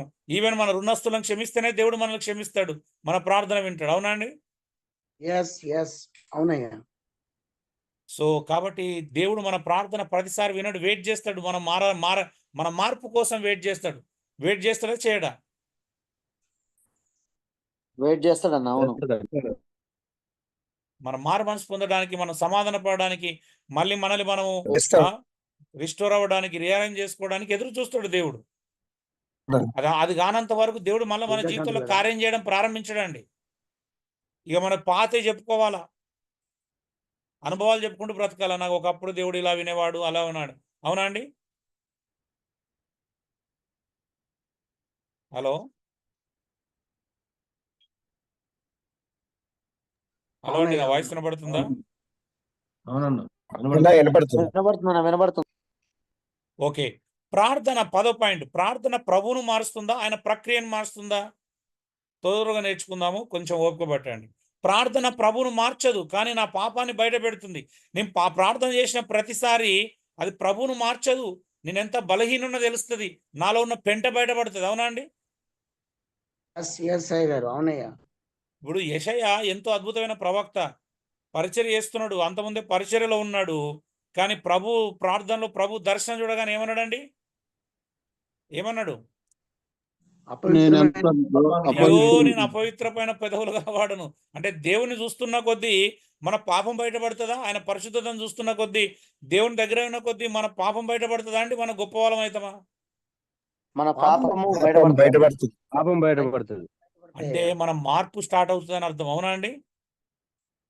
మన జీవితంలో యథార్థత స్టార్ట్ అవుతుంది, మార్పు స్టార్ట్ అవుతుంది. అవునా? నేను ఇంత బలహీన ఉన్నాను అర్థమవుతుంది. విర్రవీగం. అవునా? గర్వించాం. నేను ప్రార్థన చేస్తే దేవుడు నా ప్రార్థన మీద జవాబిచ్చాడని గర్వం రాదు. వస్తుందండి? పిచ్చి సాక్ష్యాలు చెప్పాం, సంఘంలోకి వచ్చి అనవసరమైన సాక్ష్యాలు చెప్పాం. ప్రార్థన చేస్తే దేవుని దగ్గర అయితే భయం పుడుతుందండి. ఆయన చూస్తున్న కొద్దీ అయ్యో నేను ఎంత బలహీనుని ప్రభు నీ ఎదుట అనేది మన బలహీనత, మన పాప స్వభావం బయటపడుతుంది. అవునా అండి? రెండోది, అవును. ప్రార్థన ప్రభువును మార్చదు, ఆయన ప్రక్రియను మారుస్తుంది. 2 దినాంతాలు 7:14 ప్రభువును మారుస్తుంది అన్నాడా? ఆయన చేయాలనుకున్న పని చేయడంట. మీరు ప్రార్థన చేసి మారు మనసు పొందితే మీ మీదికి నేను తీసుకొచ్చే శాపం తీసుకురానంటున్నాడు. అవునా అండి? అవునన్న, శాపం తొలగిస్తాను. ప్రార్థన ఆయనను మార్చలేదు. ఇప్పుడు దేవుడు మార్చిందా? ఇప్పుడు ఒక టీచర్ ఉన్నాడు అనుకోండి, బాగా చదివితే మార్కులు వేస్తాడు, బాగా చదవకపోతే మార్కులు వేయడు. అవునా? ఏమంటాడు? అరే నువ్వు మంచిగా చదువుకుంటే నువ్వు ఎంత చదివితే అంత మార్కులు వేస్తాను రా, నువ్వు బాగా చదివిపోతే నువ్వు చదివిన దాని తగ్గట్టు మార్కులు వేస్తాను అని అంటే టీచర్ మారినట్టు అండి? ఒకసారి తక్కువ మార్కులు వచ్చినప్పుడు తక్కువ వేసినప్పుడు, ఎక్కువ మార్కులు వచ్చినప్పుడు ఎక్కువ వేసినప్పుడు టీచర్ మారినట్ట? హలో? ఇక్కడ కూడా దేవుడు మారట్లేదు. పాపం చేస్తే దేవుడు శిక్షిస్తాడు, మారు మనసు పొందితే దేవుడు ఆ శిక్షను, శాపాన్ని తొలగిస్తాడు. అవునా అండి? తప్పిస్తాడు. అవును. ఇప్పుడు దేవుడు మారిండా అండి ప్రార్థన చేస్తే? మీరు ప్రార్థన చేస్తే నేను మారుతా అన్నాడు దేవుడు? మారుతా అనలేదు. మీ మీదికి వచ్చే శిక్షను తప్పిస్తా అన్నాడు. అవునా? అవునయ్యా. సో నాకు టైం లేదు కాబట్టి నేను లేఖనం చదవట్లేదు. ప్రార్థన ప్రభువును మార్చదు కానీ నా రూపాన్ని మారుస్తుంది. 2 Corinthians 3:7 చూడండి. ప్రార్థన దగ్గరికి పోతున్న కొద్దీ నా రూపం మారుతుంది, నా స్వభావం మారాలి ప్రార్థన చేసిన ప్రతిసారి. అవునా? నిర్గమకాండంలో కూడా అంటే మోసెస్ దేవుని దగ్గరికి వెళ్తే ఆయన స్వరూపం మారింది. అవునా అండి? దేవునితో గడుపుతున్న కొద్దీ ఆయన ముఖవర్చస్సు మారింది. అవునా? అవునండి. ప్రార్థన ప్రభువును మార్చదు, మనల్ని మారుస్తుంది. ప్రార్థన ప్రభువును మారుస్తుందా, మనల్ని మారుస్తుందా? మనల్ని మారుస్తుంది అన్న. ప్రార్థన మనం మారడానికా, ప్రభువును మార్చడానికి, ఆయన ఉద్దేశాలు చిత్తాలు మారడానికా, లేకపోతే ఆయన చిత్తం ఏంటిదో మన జీవితంలో వెతుక్కోవడానికా అండి? మన జీవితంలో మార్పు రావడానికన్నా. చూడండి, ఈరోజు చాలా మంది ప్రార్థన ద్వారా దేవునే మార్చాలని చూస్తున్నారు. ప్రార్థన ద్వారా దేవుని మార్చడానికా, ప్రార్థన చేసుకొని ప్రభా నీ చిత్తాన్ని నెరవేర్చాలి, నేను నీ సంపూర్ణమైన చిత్తం ఏదో, పరిపూర్ణమైన చిత్తం ఏదో, అనుకూలమైన చిత్తం ఏదో నెరవేర్చినట్లు నాకు మారు మనసు రూపాంతరాన్ని దయచేయమని మారడానికా, లేకపోతే ఆయన మార్చడానికా మనం వెళ్ళాల్సింది ప్రార్థనలో? మనం మారడానికి, మనం మార్పు చెందడానికి. ప్రార్థనలో మనం రూపాంతరం చెందాలంటే దేవుని మార్చాలి. ఇప్పుడు మన ప్రార్థన ద్వారా మనం రూపాంతరం చెందాలన్న మనం. కానీ ఈరోజు చాలా మంది దేవుని మార్చాలని చూస్తున్నారు ప్రార్థన ద్వారా. అవునండి? ఆయన చిత్తానికి వ్యతిరేకంగా. నిన్న కూడా చూడండి, ఒక పోస్టు, లింగ మార్పిడి నిజంగా అది విన్నరా? ఎవరు స్పందించలే. నేను ఆ పోస్ట్ పెడితే అసలు పట్టించుకోవట్లేదు. ఆటాడుగా జరగాల్సిన టాపిక్ అది. విన్నామన్నా, విన్నాం. నిజం చెప్పండి, అది నిజంగా దైవకార్యమేనా? ఎవడ దైవకార్యం జరిగిందా? లేదా? నిజం చెప్పండి, ఆడ ప్రార్థన రైటేనా? మాట్లాడట్లేదు చూడండి, అయిపోయింది. అంటే నమ్ముతున్నారు ఇంకా. కరెక్ట్ కాదన్న, అది కరెక్ట్ కాదు. అది ఇప్పుడు చేసిన దాన్ని మార్చినప్పుడు అది దేవునికి వ్యతిరేకం కదండి. వాక్యానుసారంగా వాటి కొరకు చేసిన ప్రార్థన కరెక్ట్ కాదన్న, ఎప్పటికీ కరెక్ట్ కాదు. ఇప్పుడు నేను అందుకే పెట్టాను, నిజంగా దేవుడు ఇప్పుడు నాకు ఇదే కావాలంటే నా బుద్ధిని మార్చాలి, కానీ నీ అత్తగారిని మార్చాలి. అంతేగాని నీ అత్తగారు మార్చకుండా నీకు దేవుడు అడిగిన తీర్చుకుంటూ పోతే మనుషులు ఏడ మారుతారు చెప్పండి? ఒక్కసారి ఆలోచించండి. మనుషులో మారు మనసు అవసరం లేదండి మనకి. ఏది ముఖ్యమండి? మారు మనసు, అద్భుతాలు కావాలా మనకి? మారు మనస్సు. ఒక అద్భుతాల పిచ్చి ఎలా అయిపోయిందనంటే మంచిని కూడా మనం వివేచించుకోలేని స్థితికి వచ్చేసినామండి ఈరోజు. వాక్యానుసారమైన వివేచన కోల్పోతున్నాం. ప్రార్థన నా జీవిత ప్రాధాన్యతలు మారుస్తుందండి. నేనేదో ప్రాధాన్యత పెట్టుకొని పోతాను దేవుని దగ్గరికి, దేవుడు ఏం చేస్తాడు? ఆ ప్రాధాన్యత మార్చుకో, నా కొరకు బ్రతుకుతారా అని చెప్తాడు. అవునా? నా జీవిత విలువలు మారుస్తుంది. నేను విలువ కలిగి జీవించాలనుకుంటాను. దేవుడు ఏమంటాడు తెలిసే, నా కొరకు బ్రతుకు, అదే నీ విలువ అంటాడు. నా గురిని మారుస్తాడు దేవుడు. నేను ఒక గురి ఉన్నాను, భవిష్యత్తులో గొప్ప ధనవంతుని కావాలి, పేదవాళ్ళకు పెద్ద సహాయం చేయాలని అనుకునేవాడిని నేను చిన్న ప్రభులోకి రాకముందు. ప్రభులోకి వచ్చినాక అట్లా అనాథలకు సేవ చేయాలనుకున్నాను. కానీ దేవుడు నా గురిని మార్చేశాడు కంప్లీట్గా. ఇక మనుషులను కట్టు, సత్యబోధ నన్ను వెంబడించి నిజమైన శిష్యులను తయారు చేయమన్నప్పుడు నేను ఆశ్చర్యపోయినా, నా వల్ల అవుతుందా ప్రభా? ఇంతమంది సమాజంలో నేను తట్టుకోలేను. ఈ బోధకులు టీవీలలో కనిపిస్తే వాళ్ళని వెంబడిస్తారు, కానీ నాలాంటి ఎవడు విశ్వసిస్తాడు ప్రభా అని కొద్ది రోజులు అంతర్మదనం జరిగింది, పోరాటం జరిగింది. ప్రభు దగ్గర ప్రార్థన చేస్తూనే ఉన్నాం. గురే మార్చేసిండు ఆయన. అవునా అండి? లేదంటే నేను మంచి ఆల్బమ్ చేసి మంచి సింగర్, వర్షిప్ లీడర్ అవుదాం అనుకున్నాను. 2005-4 వరకు ఫుల్ ప్లాన్లు వేసుకున్నాను. నిజంగా ఆ రూట్లో వెళ్తే ఇప్పుడు మనకి 10 కనీసం 20 ఆల్బమ్స్ వచ్చేటండి ఉండేటివి. కానీ చేయనీలే పని. గురే మారిపోయిందండి దేవుడు. అనాథలకు సేవ చేయాలి, విధవరాలకు అంటే వాళ్ళని పోషించాలనే తాపత్రయం ఎక్కువ ఉండేది. రెండోది వర్షిప్. ఇవి 2 సువార్త చెప్పాలి, ఎట్లా ఉంటుంది అది. ఈ 3 ఉండేది. ఆ మూడిట్లో 2 మొత్తం గురే మార్చేసిండు. నేను ఊహించలే, నేను బైబిల్ టీచర్ అవుతాను కళ్ళలో కూడా అనుకోవాలి. నా జీవిత ఉద్దేశాలను మార్చేశాడు దేవుడు. ప్రార్థనలో దేవుడు గడుపుతున్నప్పుడు నా జీవిత లక్ష్యాలను మార్చేశాడు. చచ్చిపోయేంత వరకు అద్దె ఇంట్లో ఉండైనా ఈశ్వరం వెంబడించే శిష్యులను తయారు చేయాలన్నంత గురికి తీసుకొచ్చాడు. ఆ లక్ష్యమే మారిపోయింది. ఇప్పుడు ఉంటే చాలు అంతే. ఏ ఆలోచన లేకుండా చేసిండండి. అసలు ఏది కోరుకోలేదు, ఏది వెతకకుండా చేసేసాడు. ఇది కావాలని దేవుని దగ్గర అడగకుండా చేసేసాడు, ఆత్మ సంబంధమైన విషయాలు తప్పించి. మరి ప్రార్థన ఎవరిని మారుస్తుందండి చెప్పండి?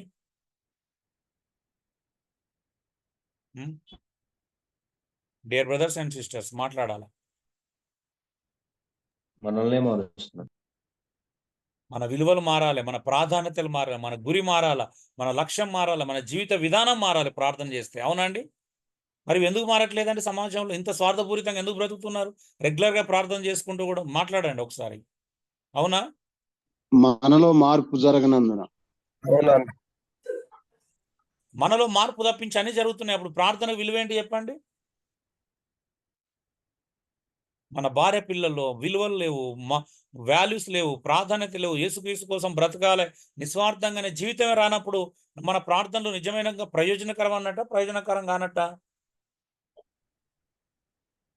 హలో అండి, నేను ప్రార్థన చేస్తున్న ప్రతిరోజు మరి కాస్త యేసుక్రీస్తు యొక్క సారూప్యతలోకి మార్చబడుతూ ఆయనలాగా మారాలి, ఆయనలాగా జీవించాలా, ఆయన కొరకు జీవించాలనే స్వార్థం పోయి, అంటే ఆయన కొరకు జీవించాలని నిస్వార్థత, స్వార్థం పోయి ఆ నిస్వార్థత నా జీవితంలోకి రావట్లేదు అంటే మన ప్రార్థనలు సరైనవి కావా? మీరే చెప్పండి. ఇప్పుడు సరైన ప్రార్థనలు కావు. మన ప్రార్థన చేస్తున్నప్పుడు లోకం మీద ఆశలు పెరుగుతున్నాయి, ఐహిక విచారాల మీద ఆశలు పెరుగుతున్నాయి. ఈ లోకంలో ధనవంతులు కావాలనే శోధనలు ఎక్కువ మనము, అంటే ఆ శోధనలు ఇరుక్కొని పోతున్నాం అని అంటే మన విశ్వాసం అన్నట్ట? నిజంగా మన ప్రార్థన సరైనవన్నట్టేనా చెప్పండి? ఇప్పుడు సరైనవి కావయ్యా, మన ప్రార్థన సరైనవి కావు. ఎక్కడ ఎవడు 1000 రూపాయలు ఇస్తాడు, 2000 ఇస్తాడు, ఏ సంస్థడు దొరుకుతాడని ఎదురు చూపులు చూస్తున్నాము అని అంటే మన ప్రార్థనలు బలవంతమైనవా, అంటే బలమైనవేనా, బలహీనమైనవా? బలహీనమైనవి. బలహీనమైన.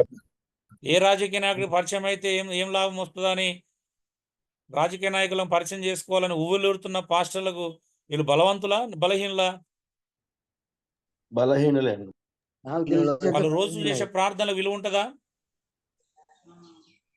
ఉండదు. ఉండదన్న. వాళ్ళ ప్రార్థన కూటంలో విలువేంటి చెప్పండి? ఇప్పుడు ఆలోచించండి.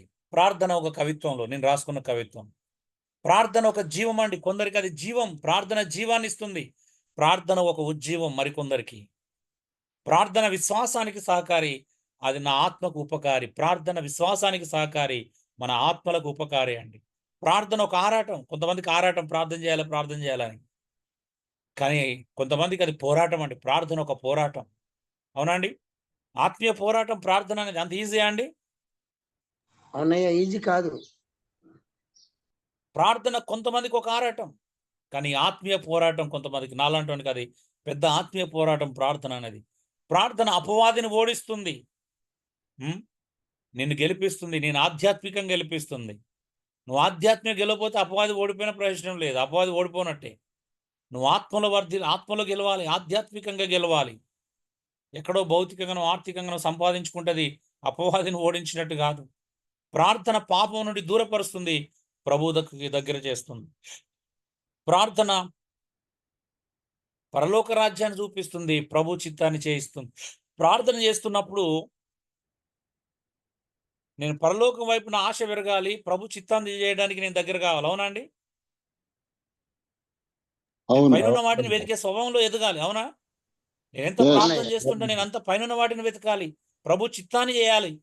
కానీ మీరు భూలోకానికి భూ సంబంధమైన వాటికి ఎలా దగ్గర అవుతున్నారు? మరి ప్రార్థన శక్తినిస్తుంది, శక్తివంతుని చేయాలి, నన్ను భక్తినిస్తుంది. నా భక్తిని శక్తివంతమైనటువంటి భక్తి చేసే వ్యక్తిగా మార్చాలి. మరి ఇంత ప్రార్థన చేస్తున్నప్పుడు, ఉదయం 5 గంటలు లేచి మనం ప్రార్థన చేస్తున్నప్పుడు మరి ఇవన్నీ జరుగుతున్నాయి. ప్రార్థన ఆశిస్తుంది, ప్రార్థన శాసిస్తుంది. ప్రార్థన చెడును శాసిస్తుంది, ప్రార్థన అపవాదిని శాసిస్తుంది. ప్రార్థన అనేకమైన విషయాలను గద్దిస్తుంది. ప్రార్థన మార్పునిస్తుంది, ప్రార్థన చేర్పునిస్తుంది, ప్రార్థన చెలిమినిస్తుంది, ఆత్మీయ కలిమినిస్తుంది. ప్రార్థన దేవునితో చెలిమినిస్తుంది, ఆత్మ సంబంధమైన కలిమిని ఏర్పాటు చేస్తుంది. ప్రార్థన ప్రకాశింపజేస్తుంది, ప్రార్థన పైకి లేపుతుందండి. సో ప్రార్థన ఇలా జరగాల, ప్రార్థనలు ఇవన్నీ జరగాల. ప్రార్థన ఒక రూపం ఇస్తుంది, ప్రార్థన రూపాంతరాన్ని ఇస్తుంది. అందుకే ప్రార్థనకు సందేహించకు, సంశయించకు, సదా సంసిద్ధంగా ఉండు. చూడండి, ప్రార్థన నా జీవితాన్ని మార్చకపోతే, నాకు రూపాంతరాన్ని ఇవ్వకపోతే, నాకు ఒక రూపంలోకి తీసుకురాకపోతే ప్రయోజనం ఏంటి? అదే అసూయ, అదే కలహాలు, అవే శరీర సంబంధమైన స్వభావం. నువ్వు ఎంత ప్రార్థన చేసినా నీ జీవితంలో మార్పు లేదు. ప్రయోజనం ఏంటండి? What is the use?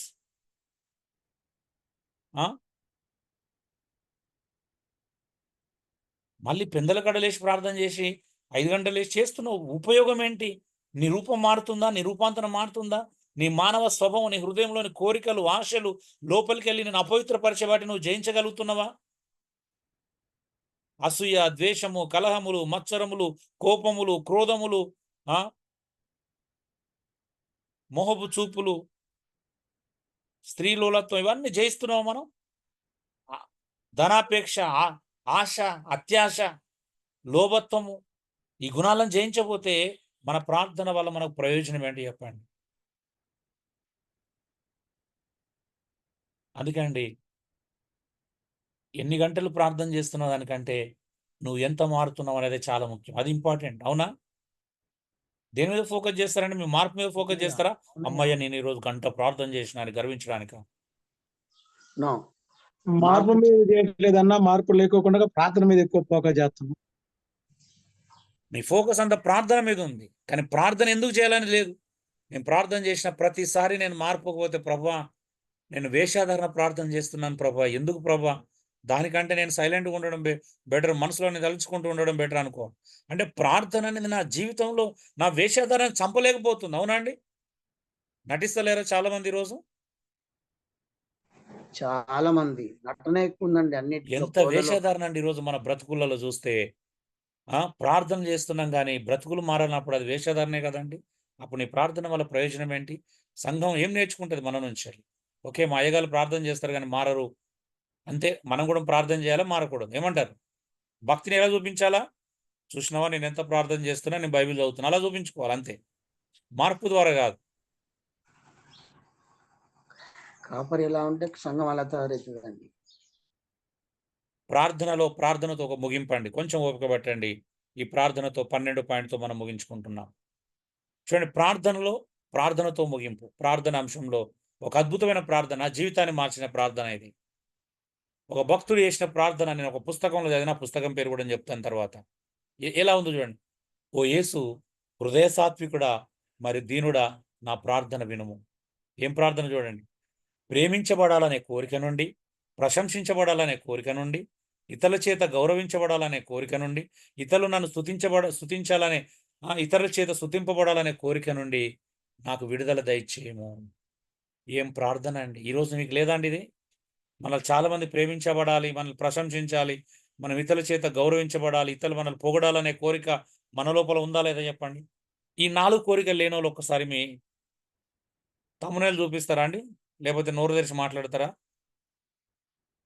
Hello, అయ్యా, ఇవి చాలా ప్రాముఖ్యమైనవి. మీతో వాళ్ళు స్పందించండి ఒక్కసారి, నిజంగా చెప్పండి. ఇవన్నీ ముగింపుకు ఉన్నాయన్న. వచ్చినాం. ఇవన్నీ మనలో ఉన్నాయన్న. నన్ను అందరూ సింపుల్గా ఉంటున్నామా? మనం సింపుల్గా ఉంటున్నామా? కావాలని కోరుకునే అసలు ఏమైందిలే నేను చెప్తాను. ఈ ప్రార్థన నా జీవితాన్ని మార్చేసింది.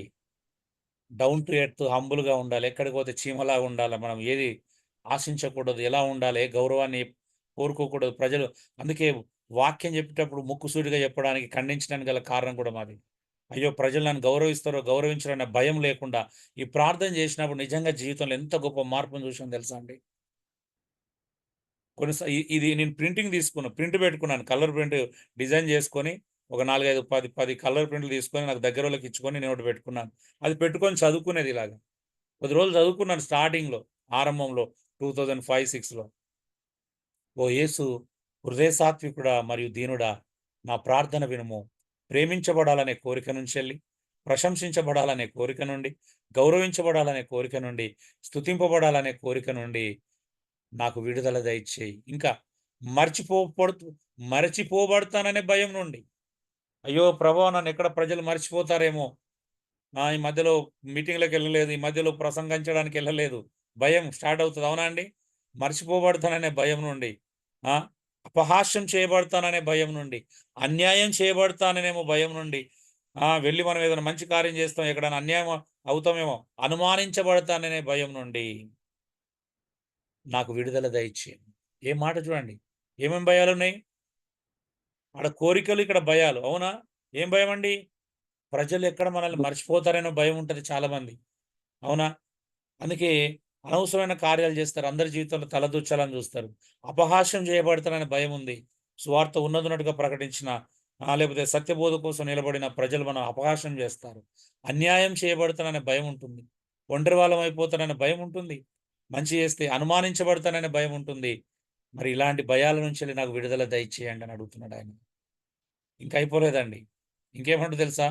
ప్రాముఖ్యంగా ఇతరులకు ప్రాముఖ్యంగా ఉండాలనే కోరిక నుండి, ఇతరులు నన్ను సంప్రదించబడాలనే కోరిక నుండి, అవమానించబడతాననే భయం నుండి, తృణీకరించబడతాననే భయం నుండి, బాధించే గద్దింపు భయం నుండి, నేను తప్పు చేసినప్పుడు ఎవరన్నా గద్దిస్తే నేను బాధపడతాను కదా, ఆ బాధించే గద్దింపు భయం నుండి నాకు విడుదల దయచేయండి.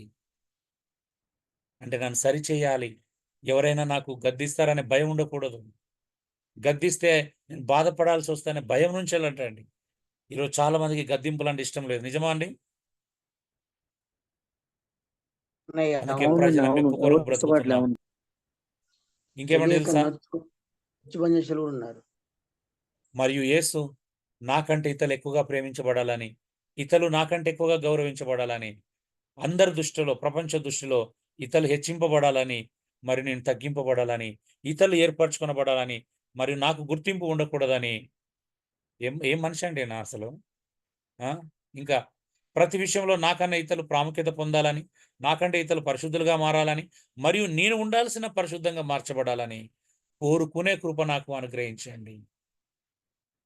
ఆమె థామస్ ఏ కంపీస్ అనే దైవజనుడు, భక్తుడు క్రీస్తు అనుకరణలో రాశాడండి తన ప్రార్థనను. ఇమిటేషన్ ఆఫ్ క్రైస్ట్ అని ఇంగ్లీష్లో పుస్తకం ఉంటుంది, తెలుగులో క్రీస్తు అనుకరణ.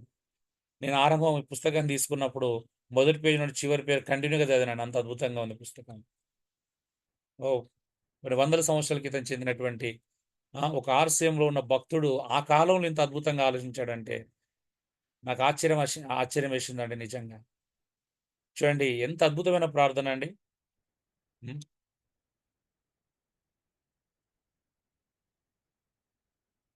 మరొకసారి ఈ ప్రార్థన చదువుకొని ప్రార్థనతోనే మనం ముగించుకుందామని నేను ఆశపడుతున్నాను.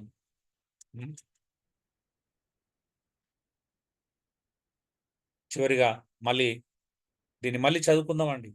మీరు కూడా మీ మనసులో చదువుకోండి దయచేసి.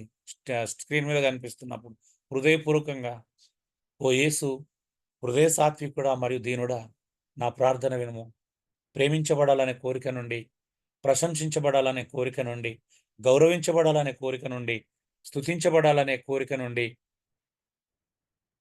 మర్చిపోబడతాననే భయం నుండి, అపహాస్యం చేయబడతాననే భయం నుండి, అన్యాయం చేయబడతాననే భయం నుండి, అవమానించబడతాననే భయం నుండి నాకు విడుదల దయచేయి ప్రభువా.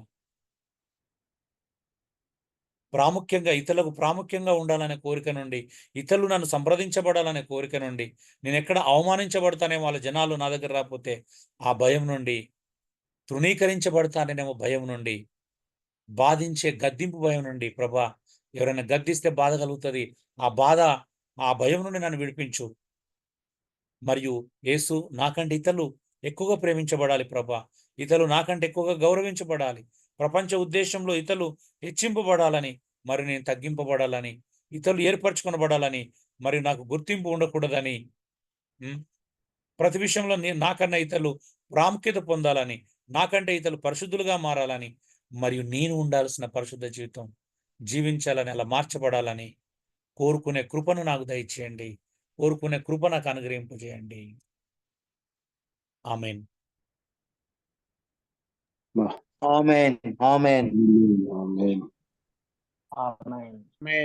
దేవుని నామానికి మహిమ కలుగును గాక. ప్రభువైన యేసుక్రీస్తు నామములో మీ అందరికీ శుభాభివందనం. చాలా థ్యాంక్స్ అన్న.